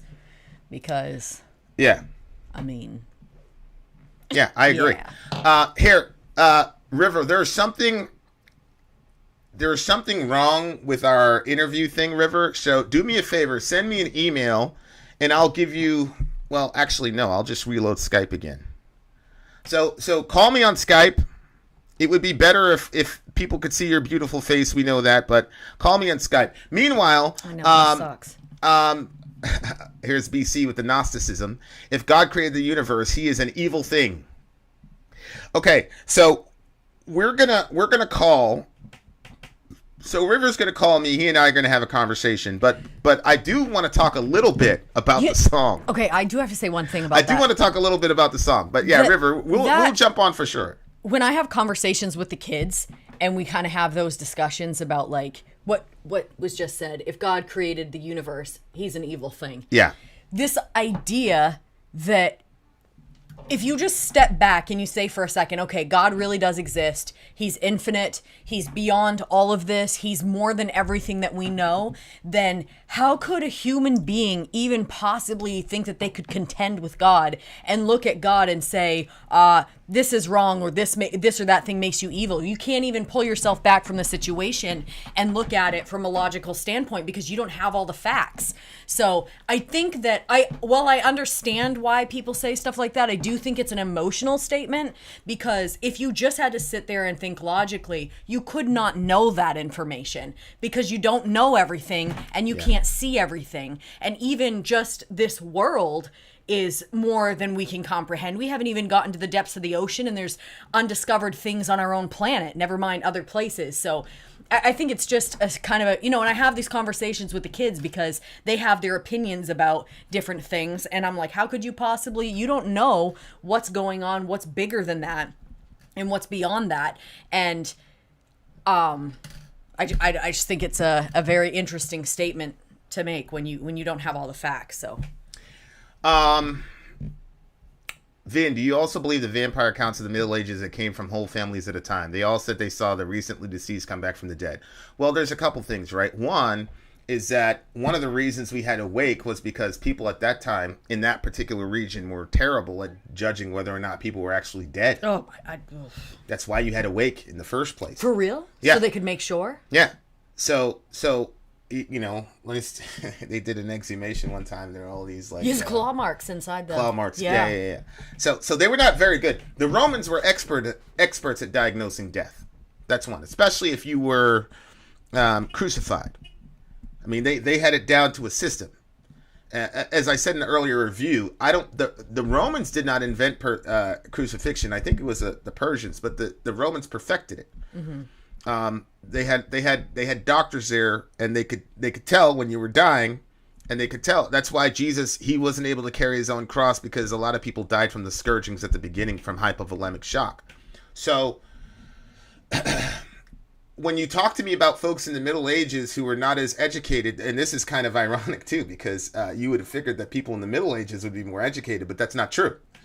A Roman doctor was way more educated, and you had a better shot surviving from a Roman doctor than you would from some guy in Europe in the Middle Ages. That's just a fact. So number one, there's a clear naturalistic explanation for why people saw people rise from the dead in the Middle Ages. Number two, what costs were paid by the people who made such a statement? In other words, if I say, I saw my little brother rise from the dead, or my mom had a miscarriage. Right. My mom had a miscarriage. Let's say it that way. If I say I saw my my brother, or my sister, my baby sister, rise from the dead, or whatever. Okay, what happens to me after? Well, in America, when somebody says that, they end up on a TV show. Mm-hmm. So there is a incentive to lie. Mm-hmm. But if in the Middle Ages, and this might be true, if in the Middle Ages, if you made such a claim, they would drag you naked into an arena and then have you eaten alive by animals, or you get crucified and light up, you get pitch thrown on you, and then you get set on fire while nails are through your hands and your feet, and you're writhing in agony, and you look over and you see your wife, all because you told this lie about seeing your or even the truth. I'll tell you what, even if I saw my baby brother, if that was a societal consequence, I'd just shut my mouth. Mm-hmm.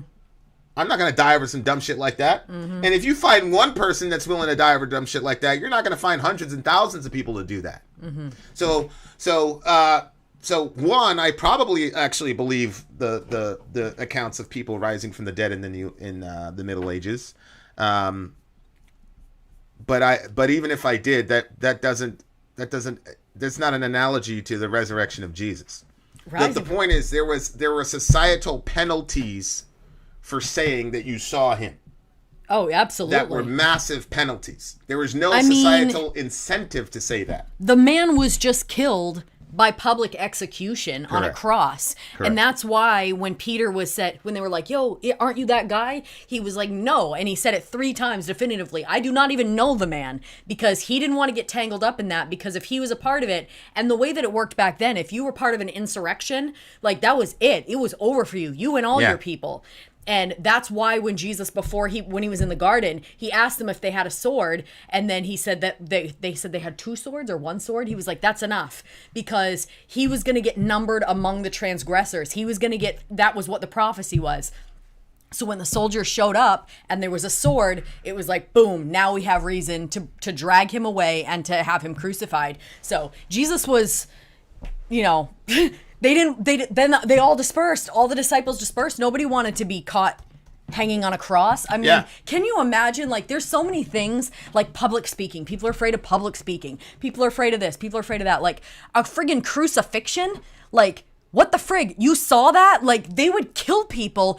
From my understanding, they would pick random people and do random deaths, so that way you always kind of felt like you were. You were off it balance. always kept you off balance and full of fear. So you always wanted to follow the laws down to what you absolutely had to. So you're seeing people crucified, just hanging, like not dead but almost dead, and for long periods of time. And then if they didn't die before the Sabbath, they broke their legs. Like, holy crap, Batman, like, no. So people are not, especially like you said, large groups of people are not going to associate with that, or even say, like you said, if I saw my brother after, I'd shut the fuck up. I would not be announcing that and bring myself to death or my family to death. No. Yeah. And they were just regular people. This is the other thing. Like, they were fishermen. They were tax collectors. You know what I mean? They weren't soldiers. They weren't warriors. Like, warriors will go to bat for things that a fisherman is not willing to go to bat for. Correct. Like for the cause. Like, well, it may have been. You know what I mean? But like a fisherman? Yeah, 100%. No. 100%. That's a no. We didn't have a lot of. Paul was the highest powered guy we had. Right, and he wasn't even on that team at that time. We didn't have a lot of. How the hell did these random fishermen change the entire planet? I mean, it's crazy to me. Matthew was a tax collector. He was a betrayer to his people. Like, and that's the thing is like I call it playing the game. I like playing the game, but then like you answer these arguments and they go, oh well, we don't have to think logically. It's like, okay, so now we understand, what the deal is. Okay, so River, I'm on Skype. I'm discoverable as Vin and Sori. So if you call me on Skype, we're gonna be able to talk. Reginald McNugget, send me an email about the fear of God, and I'll deal with it. I'm engaging with the homie right now.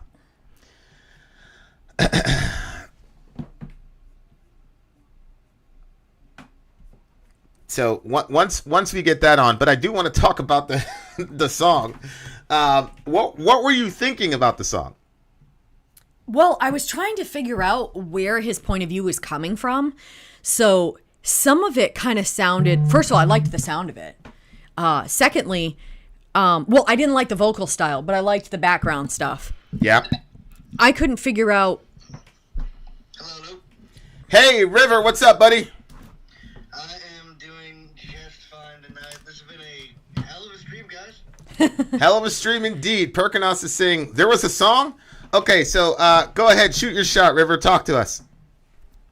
So, as far as the argument that we should be having, I'm just trying to recalibrate myself here. Okay.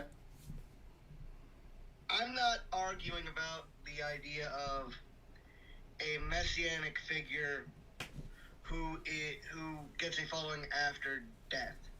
I understand that. I agree, and I don't see a problem with that point. My point is that is not an uncommon story of a godlike being, either Jesus or others, across multiple religions, from Greek, Norse, various Asian religions as well, from Shintoism as well, coming back from the dead. This is not an uncommon story. Okay, name the historical figure where that's been the story. I never specified historic figure, did I? Okay. So when you say messianic, I'm not talking about messianic in the general sense. I'm talking about messianic in the specific sense. The concept of Messiah is specifically a Jewish idea, right? Right.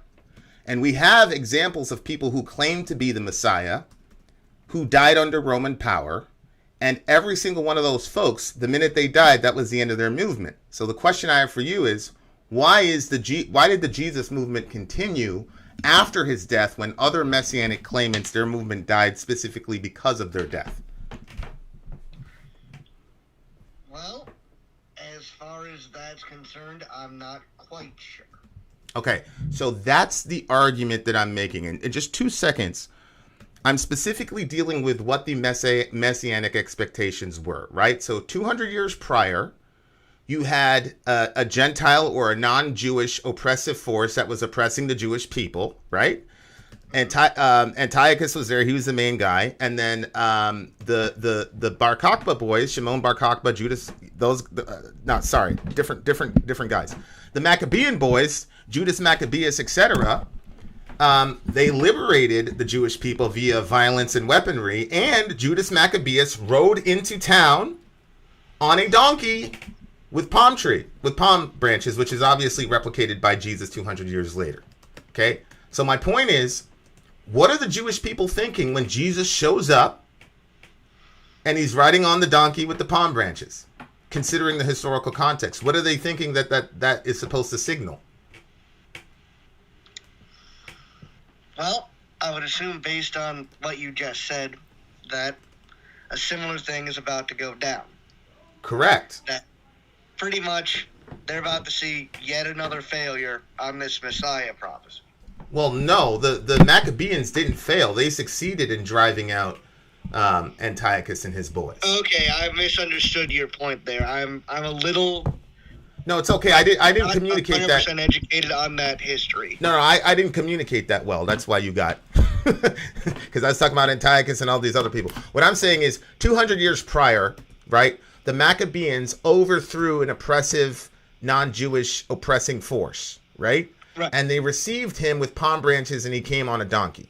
What I'm saying is, when Jesus does the same thing, what do you think is happening in the Jewish mind? What do you think that that is supposed to signal to them?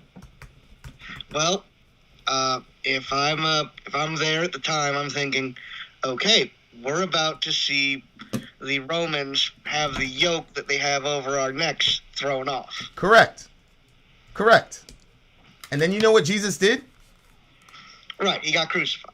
Well, before he got crucified, he told them, God is going to destroy your city, and the Gentiles are going to come in to the kingdom before you.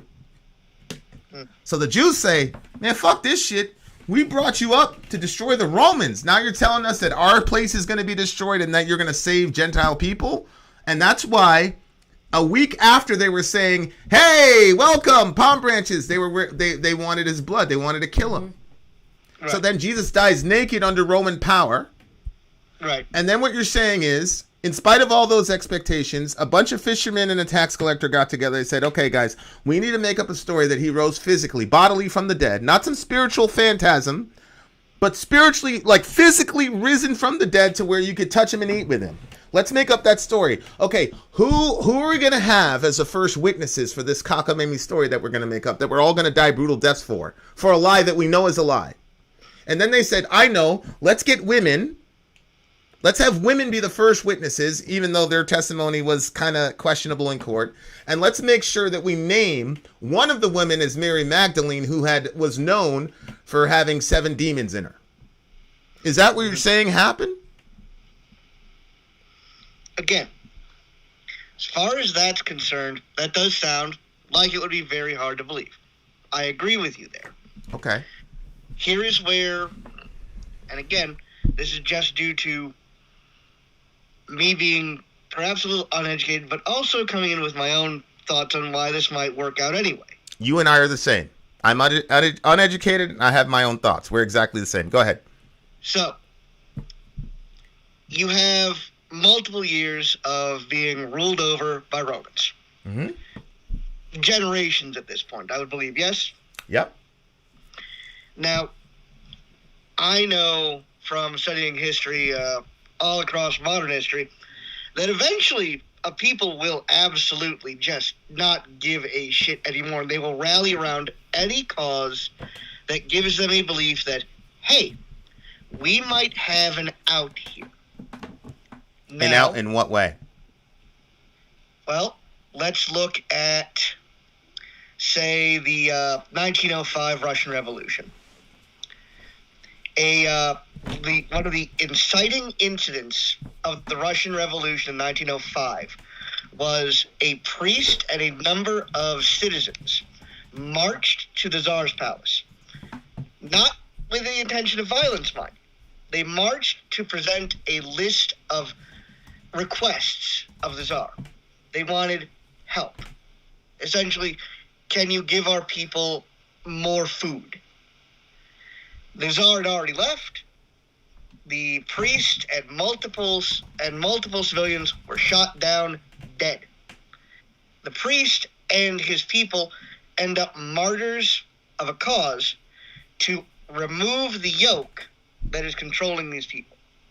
Now, as far as the death of Jesus Christ, it's very possible that a number of Jews, despite maybe not liking what he had said, as you said, Gentiles getting into the kingdom of heaven first, perhaps they thought his death might be a great rallying cry to get people to join us.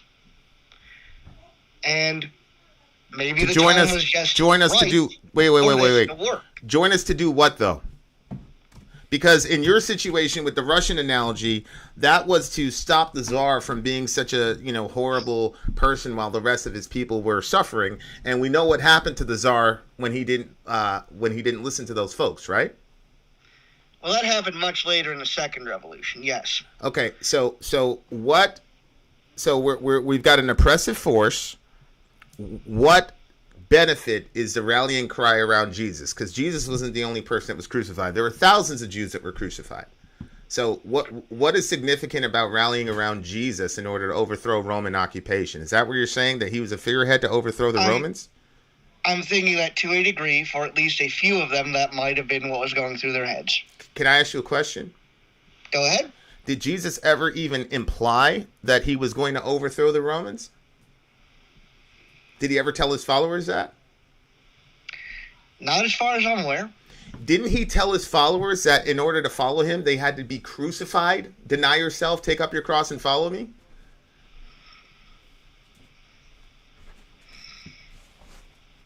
Isn't that true? I do not remember that exact verse. Yeah, he says if anyone wants to be... It's been a hot minute since I've read that particular Bible chapter, I would guess. Okay. That's cool. That's cool. You guys know more... I don't want to say that because I don't want to diss my brothers. But you guys are very educated in this stuff. So look, Matthew 16:24, Jesus says, if anyone would come after me, he must deny himself, take up his cross, and follow me. Now, there it is for everybody else to see. So he was promising his followers a brutal, slow, painful, humiliating death, right? Okay. He wasn't telling them that we're going to overthrow Rome. Have you ever wondered why Peter, who one moment was willing to use a sword and attack while there's about 100 Romans there? Have you ever wondered why one minute he was so brave to attack and the next minute he was such a coward and he ran for his life? What accounts for that difference? Well, here's what I'd say. What I'd say was, even though Jesus was saying, take up your cross and be good to the Romans, yada, yada, yada. You know the whole extra mile thing, right? We've talked about the extra mile thing. I believe so, yeah. You know, where the Romans could force you to carry their 85-pound packs in the Mediterranean heat for a full mile. They could force you to do that. Mm-hmm. So when Jesus says, walk another mile, what he's saying is help the Roman another mile. Mm-hmm. Then he says, take up your cross and follow me. Now, legally speaking, the Jews were not able to crucify anyone. They could stone you, but they couldn't crucify you. Only the Romans were crucifying people. So when Peter's in the garden, he's got his sword out. He's like, yeah, Jesus, you're saying all this nice shit, man. But when them boys roll up on you, you're gonna stop with this hippie bullshit and we're gonna go to war. Yep. So Peter goes and attacks the guy, and then Jesus maintains the thing and says, no, I'm not fighting anybody. Maintains and heals the guy's ear. Correct. And then he says, now that you've got me, let these go. And the minute... Have you ever wondered how curious both Judas and Peter's reaction was when Jesus wouldn't fight back? Both of them went into a meltdown. When Judas saw that Jesus wouldn't fight back, he went off and killed himself. When Peter saw that Jesus wouldn't fight back, he almost killed himself. So my point is, you've got to explain to me how a people, every single one of them had the expectation, even up to the night that he was crucified, that he was going to be some giant warrior. And then you've got women discovering the body, and then one of those women is known around the city for having severe mental illness. Mm-hmm. And you're saying that these guys got together and they said, yup, that's going to be the story. And that's going to convince everybody. Again, fair enough. I mean, we don't even believe women today. You're not wrong there. We're in the third wave of feminism in the Western world. And we still can't believe women when they say shit. This is 2,000 years ago, and those are the people you come up to find a resurrection? Again, not denying that any of that does sound extremely hard to believe. You're not wrong there. Okay, so that's what I'm saying, right? Like, you know, I have a really, really, really hard time. Really hard time with that. Have you seen Celsus? Have we talked about Celsus? What is that? So Celsus is a guy that used to mock Christianity, and he was a skeptic, And he said some really interesting things, and I want to read it to you because it's one of my, favorite kind of statements. Okay, give me 1 second. Mm-hmm.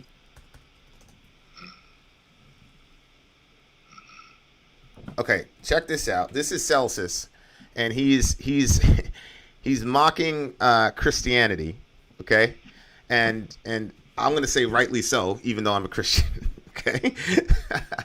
Hold on. Vlad says it's not the job of people who don't believe to give explanations for everything you think is mysterious about your own faith. Well, I don't think it's mysterious. That's my point. Right. It's not a mystery to me. It makes the reason that women are there is not a mystery. It's because the women were there. And trust me, I'm certain that Matthew did not want to mention that Mary Magdalene was the one with the 7 demons, but he had to because that's what happened. Mm-hmm. It's not a mystery to me, Vlad. You're the one saying that they made the story up. So you have to explain based on your initial premise that they made the story up why they did such a horrible job while simultaneously being so successful. Right. Because it's a bad story, as River's honestly telling us. River, here's what Celsus wrote about Jesus, okay? For having said a little before that Jesus appeared secretly to one woman and his own boon of companions, he immediately subjoins, while undergoing his punishment, this is Celsus talking about Jesus, he was seen by all men, but after his resurrection by one, whereas the opposite ought to have happened. So what he's saying is, notice he's talking about all men, and he was only seen by one man. Well, Celsus doesn't have the whole story, but notice Celsus' issue is that it's women who are the primary witnesses of the resurrection, and to him, that is a death knell of Christianity in his mind, because that's what they thought of women. So, I've never heard a single person even begin to address why people in the ancient world were looking for women as the first viewers of the resurrection. I've never seen anybody even try to attempt to answer that. So River, can I ask you a question? Go right ahead. River, what would it take for you to believe that Jesus died for your sins and rose from the dead on the third day? What would it actually take for me to believe? Yep.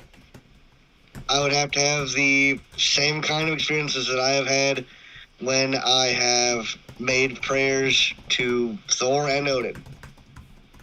Okay, but how do you know? So you got a positive answer from praying to Thor and Odin, which I don't disagree. I'm sure that's happened for you. But how do you know? Like if I was God, right, and I loved you, right, and you were praying to a false god, but I loved you. Does it stand to reason that I could still answer that prayer? Sure, but again, and I hate to point this out, this does not disprove the experiences that I have had. My brother. Where I have seen what I believe, at least, to be signs. My brother, I'm not discounting I'm affirming them. What I'm saying is I believe that you've seen all those things and had those answers. My question is, how do you know that that's Thor and not Yahweh who's overlooking your idolatry? That's my question. And the other question I would ask you is, have you even considered that as a possibility? Sure. So you have considered that as a possibility. It's certainly a possibility, but I could No, that's say not the my same question. thing. That's not my question. My question is, have you ever considered that as a possibility before this discussion? Yes. Okay, cool. Good. So I say this to point out that I could get the exact same question from a Hellenist saying, why do you believe that it is Odin and not Hermes answering your prayer? Yeah, the difference is I have a physical human being who made a claim to be God and has a resurrection, right? They don't have that. And neither do you. Sure. Okay, so it is different.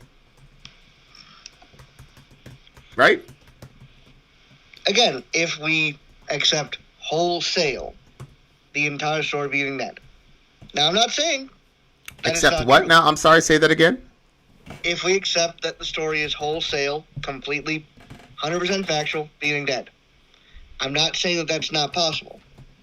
I don't discount that because I've had too many experiences in my lifetime at this point where I believe that some form of, I don't even want to say supernatural, because if it happened, I am of the opinion that anything that happens has to be some form of nature at work. Yes, I'm with you there. I believe that whatever we've seen or read as quote-unquote supernatural, if we had enough time, we would be able to scientifically explain how that happened.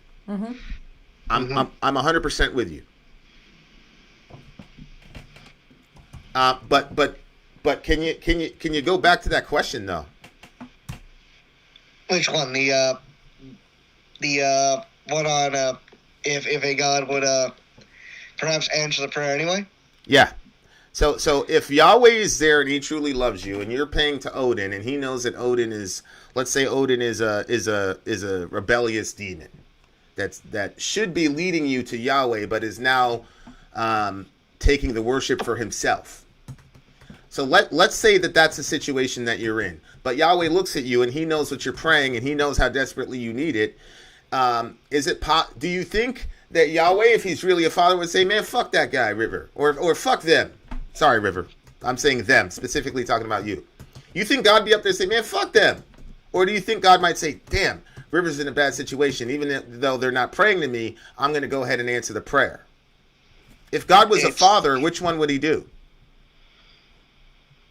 Well, I would assume that if he is indeed all good and considers me one of his children, probably answer the prayer. However, okay, and while I'll grant you that, I could then say, and this is something that among us polytheists, we have these discussions ourselves from time to time, where we ask these questions about why do Hellenists believe in this particular set of gods, where Norse pagans believe in this set of gods. Mm-hmm. A lot of us have come to a sort of, and this is more of just a theory among us, that they're all aspects of the same being. That essentially, where Odin and Hermes have these various similar connections, they're really pretty much the same being. Well, And, I mean, we see the same thing in the Bible, right?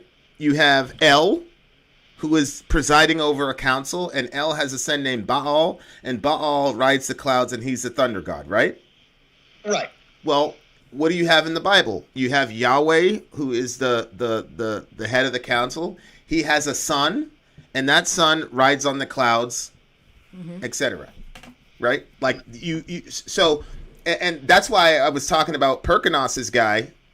Literally, the guy's name is Perkunos, and he's a thunder god, and he's second in command to another god. So what I'm saying is, I agree across the board. It seems that we have this template, right? So I'm with you. I'm with the Norse guys. I'm with all of you guys on that. I'm with the ancient Near Eastern guys. I'm with Perkunos' crew. I believe that. What I'm saying is, how do we know? How do we know that Yahweh isn't the head of that entire council? Like, I believe, by the way, I don't think I've ever really said this explicitly publicly. I believe there's a being out there that is Odin and all these other gods. I believe that there are out there. And I think we did say it publicly. I think biblically speaking, you can easily make an argument for that. My question is, how do you know that you're on the right team, River? That's my issue. Well, again, and that's kind of the issue where we might end up hitting an impasse here, because, as you would probably say, I have to take it a bit on faith here. Well, we all do. Because I know what I've seen. I know what, when I have felt a desperate need to pray for something, and I've had a decent time. I'm turning 30 in a few days here. I've had a decent amount of time to have these experiences happen to me. When I have made various prayers and sacrifices to Odin and Thor and Loki, sometimes it absolutely works out. Sometimes whenever I'm focusing on turns out right. I can point to when I was trying to get a job and, I made a prayer to Thor and an offering to him, and it worked out. The interview went well. Have you ever prayed to Jesus? I did. When? For a time, I actually was in a church with my grandmother and her family. Mm-hmm. And, again, nothing ever really worked out there. I don't know why. I can't say that I don't think I gave it the old college try. I got baptized. Well, you definitely gave it the old college try if you got baptized, bro. Right? Like, Yep. I don't understand why Christians always have to invalidate people's attempts. Yeah. You know what I'm saying? Like, I think it's because they don't know how to explain why the attempt didn't work, So Oh. it's easier to just say. But, I can tell you right now, I have next to me right now a copy of the Prose Edda, the Poetic Edda, the Quran, and the Bible. All on top of each other. yep. Because I do sometimes go back to all of the above to do some reading. That's great. Wow. That's great. Okay. Well, I loved our discussion. So what you're saying is it's true. Jesus is his story has a lot stacked against it for it to have worked in that time period is what I'm hearing from you. Absolutely. I can 100% agree with you there. Okay. I can't say for certain whether I know if that proves it or not. Yep. Nope. That's cool. And by the way, I'm about to put a Celsius quote up here, and sorry, ladies, if you're offended, but there's nothing I can do about it. The second century critics mocked the idea of Mary Magdalene as an alleged resurrection witness, referring to her as a hysterical female deluded by sorcery. Okay. Rude. So that Rude. that right there is what the first Christians had to deal with anytime they talk about the resurrection. Mm-hmm. So what I would have to believe, you're not saying this, River, I'm just saying what I would have to believe is that these guys came together, came up with this story that this guy rose from the dead, even though nobody had any expectations of it. The Jews didn't have an expectation of a physical resurrection before Judgment Day. Nobody had it. And N.T. Wright makes that pretty clear. So they come together and come up with this crazy story about a resurrection. They say, okay, who are we going to have as the first witnesses? Now, they had Joseph of Arimathea on the team. Nope, let's not use him. Let's not use Nicodemus. Both of these guys were highly respected in the religious social strata of the time period, right? Nicodemus was at the top of the religious order. Joseph of Arimathea was at the top of the economic social order. Why not have those two men be the witnesses of the resurrection? Again, a fine question, and one that who knows the reasoning, other than either A, it happened, B, someone's an idiot and doesn't know how to tell a proper story, at least based on when the time and period it's set. Well, that doesn't work, right? Because they blew up. Unknowable reason. They blew up. Here's my problem. Let's say it was bad and they came up with a dumb story. They created the largest religion of all time. So obviously it worked, right? Sounds like some producers level shit right there. Yeah. So what I would say is, River, I think all of us are on a journey. I don't think anybody would have the audacity to say that we've all got it figured out, right? Right. I certainly wouldn't, and that's the reason I try to familiarize myself with the Quran and Hinduism and all the rest of it, is because I hate when people get on here and talk about shit that they don't know about. So I'm going to be an eternal student of the Quran and Buddhism and Hinduism and all the rest of it. Because I think that that's important. I think, River, that you're a pretty connected individual to that world, and so I think there's some people that just kind of have a radio frequency tuned in, and you're one of those folks. And I think, River, if you look yourself in the mirror today for a good solid 30 seconds and said, "Am I willing to go with the truth wherever it leads and whatever it means about the life that I want to live?" And that's not a question I'm asking you for you to answer in front of other people. I'm challenging you to look yourself in the mirror for 30 seconds and ask yourself that question, and then just look at yourself to see what the real answer is, because I think that might surprise you. I do that drill a lot, looking in the mirror for 30 seconds. Very uncomfortable. You know, I Vin? saw you do it last night. I'll say this much. I've done that before a lot of times, especially when I need to tell myself some good things about myself. Because, you know, sometimes, especially when you live as someone who's non-binary, it's hard. Yep. Being able to just accept yourself sometimes. 100%. 100%. I'll tell you what. I'll do that tonight before I go to bed. But let me ask you something. If I were to send you a copy of the Prose Edda and the Poetic Edda, would you read them? 100%. I would. 100% I would. You'd probably read them both in one night. Wonderful. Well, you know what? I would. Once I have some more money together, I'll buy a second copy, and I'm pretty sure I can find your P.O. box, no problem.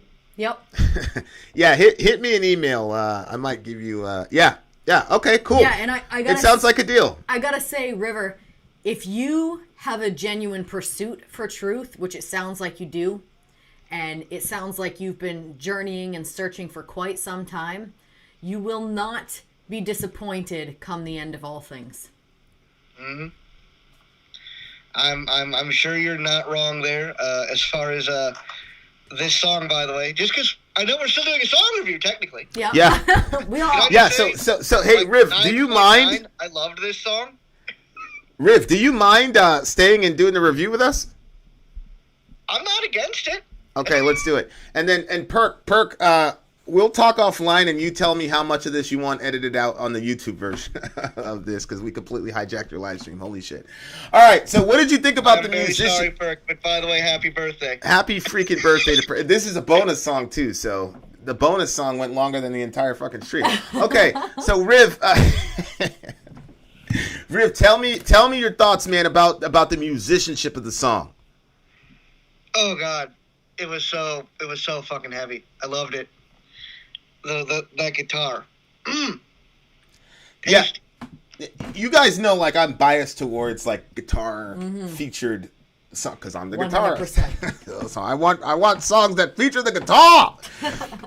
That's I love. That was my favorite part of this. Was the guitar work. It was just really, really good. What I appreciated the most about Perk's selections was. And again, this might be, I need to, recalibrate my neurons or whatever. But I'm not a fan of the low caliber black metal shit. No, I'm not either. I'm okay with the low production. I'm okay with low production, but I'm not okay with low caliber. Every single one of those songs, the musicianship was on point. Yeah, I would agree with that. Every single one of them. And like that's why I can't really rock with the. I can deal with avant-garde music, but I can't rock with. You know what I'm saying, Riv? What is your thoughts on the low production, but from my vantage point, low musicianship type black metal? Am I just crazy or? Okay. Go ahead. I will say that you are not crazy, but then again, I have a very different kind of music I like. I like, fast-paced punk rock more than I like, more than I like black metal. I will say, every song here, banger, 100%, beginning to end. I have not heard a song on this stream I've disliked. All of them are going on to a playlist on Spotify tomorrow, and I'm going to listen to more because Perk has good taste. Wow, that's cool. Well, what's amazing to me is that. Like, he comes on, he's like, yeah, that was this war and this person, and he knows all these people's names and all the shit, and then he just phases into, yeah, they were in the 4/4 song structure, blah, blah, blah, and we're all just, like, drooling, like, yeah, Perk Shaw! Okay, yeah. Unbelievable stuff. Okay, what do you rate, what do you rate the song? Oh, this was a solid 9.8 for me. Yeah. This song was hard, and it was...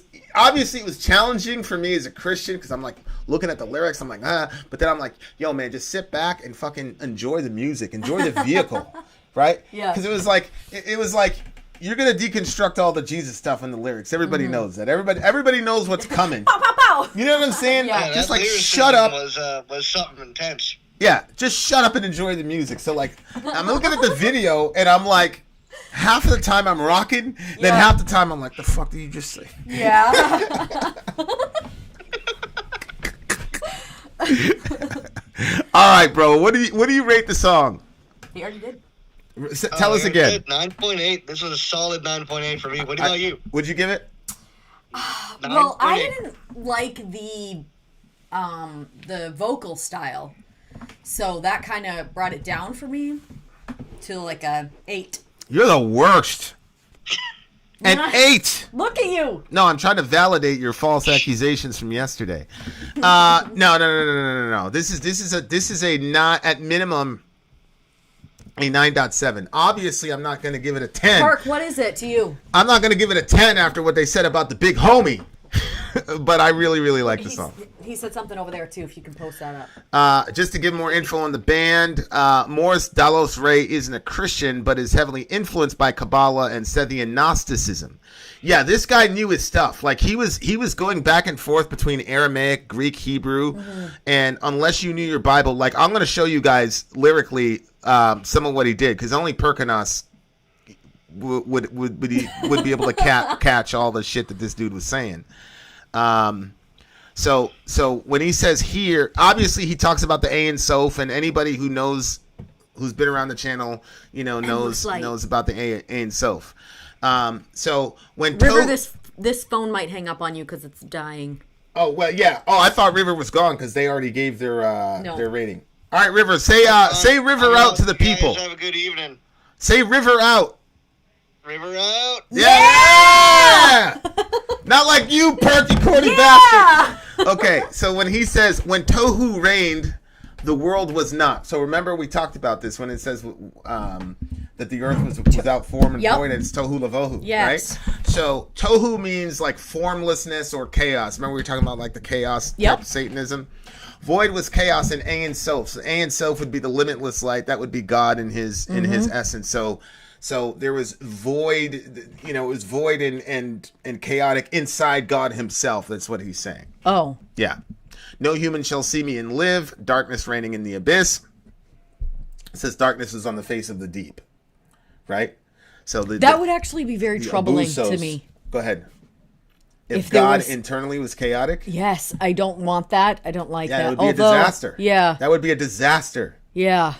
Yeah. I mean, that's actually... He seems chaotic to us at times because we can't wrap our minds fully around what he's doing. But I do believe at the end of it, it's not chaos, but it's... Well... It's very calculated. God's first act really is not... was to bring order out of chaos. Correct. Yeah. Yeah. Yes, and I like that about him. To be an organizing... stigmata on Sabbath Eve from 3 to 9, the cross is mine. Yeah, obviously. He's the man for anybody that's OCD. Who? God. Because he brings order. Order, I say! Order! It says... he says, through horror entered Bethlehem. Mm-hmm. That would be Jesus, right? All the cherubim sighed in vain as Naaman came with Tubal Cain. Yeah, that's what I thought it was. Yeah, Tubal Cain is mentioned in Genesis. Tears of fear shed by his Talmudim as he cried at Gat Shemanim. So his Talmudim would be his disciples. Oh, okay. You know, like the Talmud? Yep. So the Talmudim, it's the plural of that. And then as he cried blood at Gat Shemanim, that would be Gethsemane. That's what I thought it was too, yep. Yeah. Why is he saying it in a different way? Well, I think, I do that too. Like you phase in between because it calls attention because the person doesn't know it. It did. It worked. Yeah. It did. Yeah. So he kind of made half of it up? No, they're all there. Everything he said was right. No, I'm saying that I've never heard a Gethsemane said like that. Oh no, that's how it. If you look at your logos when you go to the original. Okay. All right. So he went with Hebrew? No, that's Aramaic. Oh yeah. Okay. That's Aramaic. All right. Yeah. So that's what I'm saying. He goes between Aramaic, Hebrew, and Greek. Like Tohu is Hebrew, and then Aramaic was that. Mm-hmm.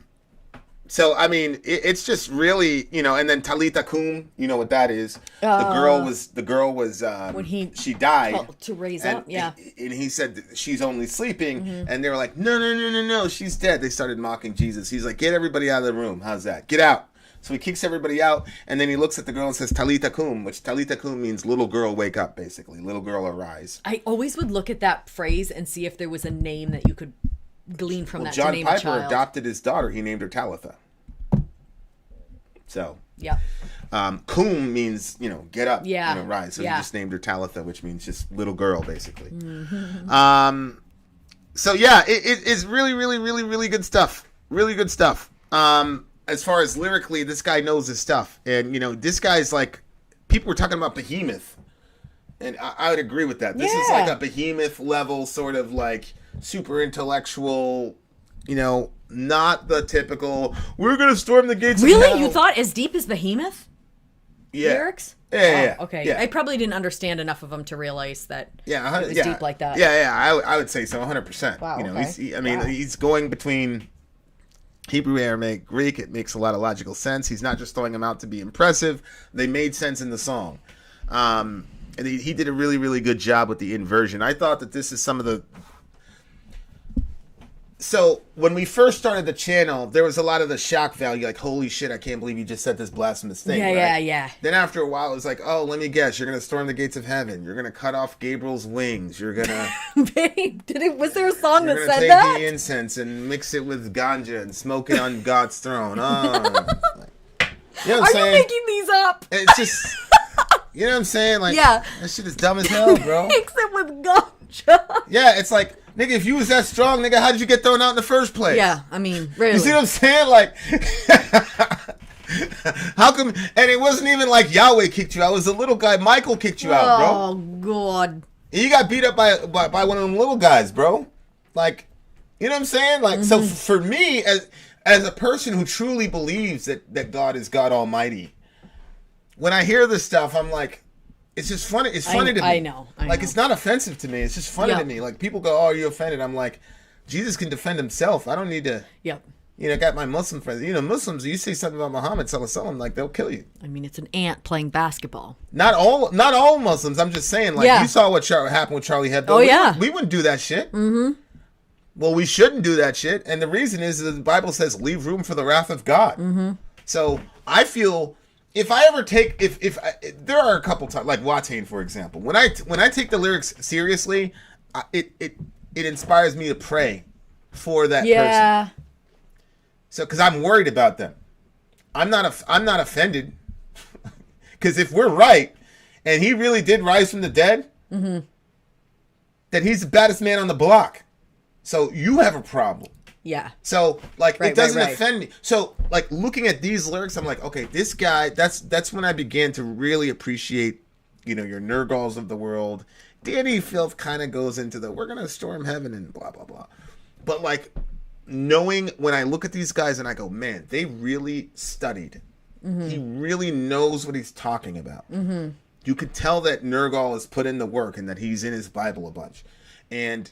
you can tell that he's really thinking it, and they're not just saying shit for shock value. Mm-hmm.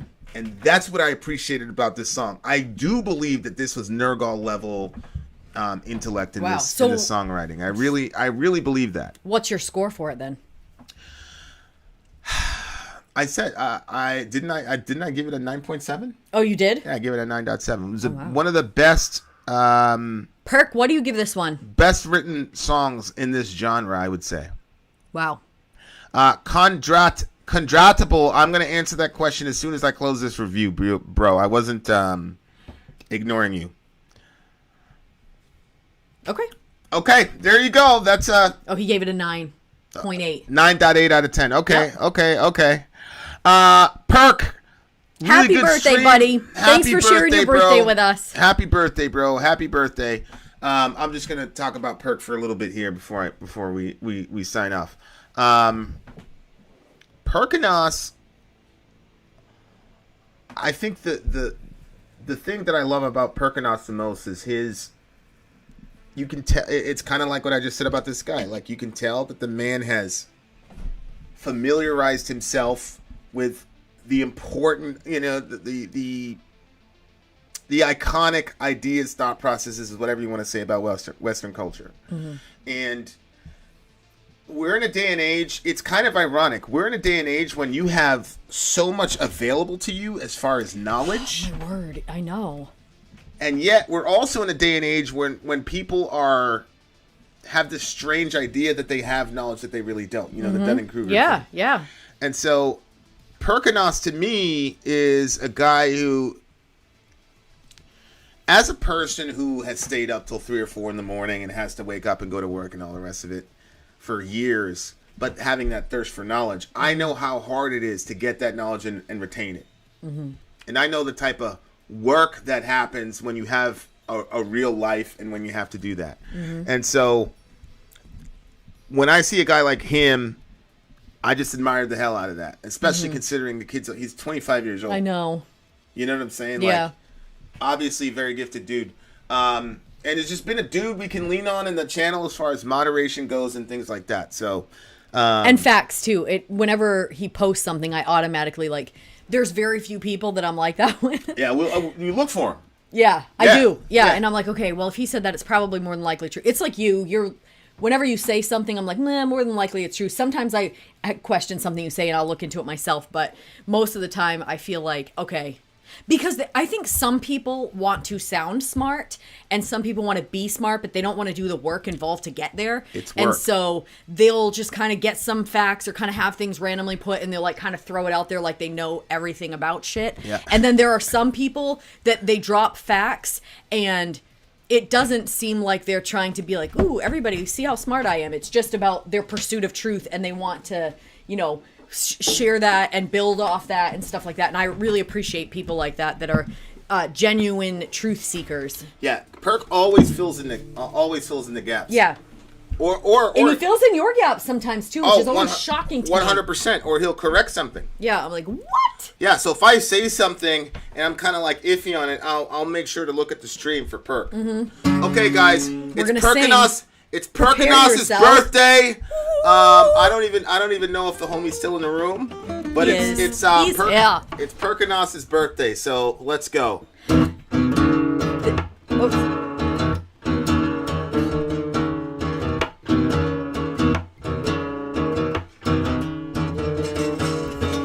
Perkunos. Perkunos. It's your birthday. It's your birthday. It's your birthday, buddy. Buddy old pal. Buddy old pal. This is the worst. You're the best. Better than the rest. Except for me, I'm better than thee. Don't you see? We're done. That was a disaster, babe. That was so horrible. Happy birthday.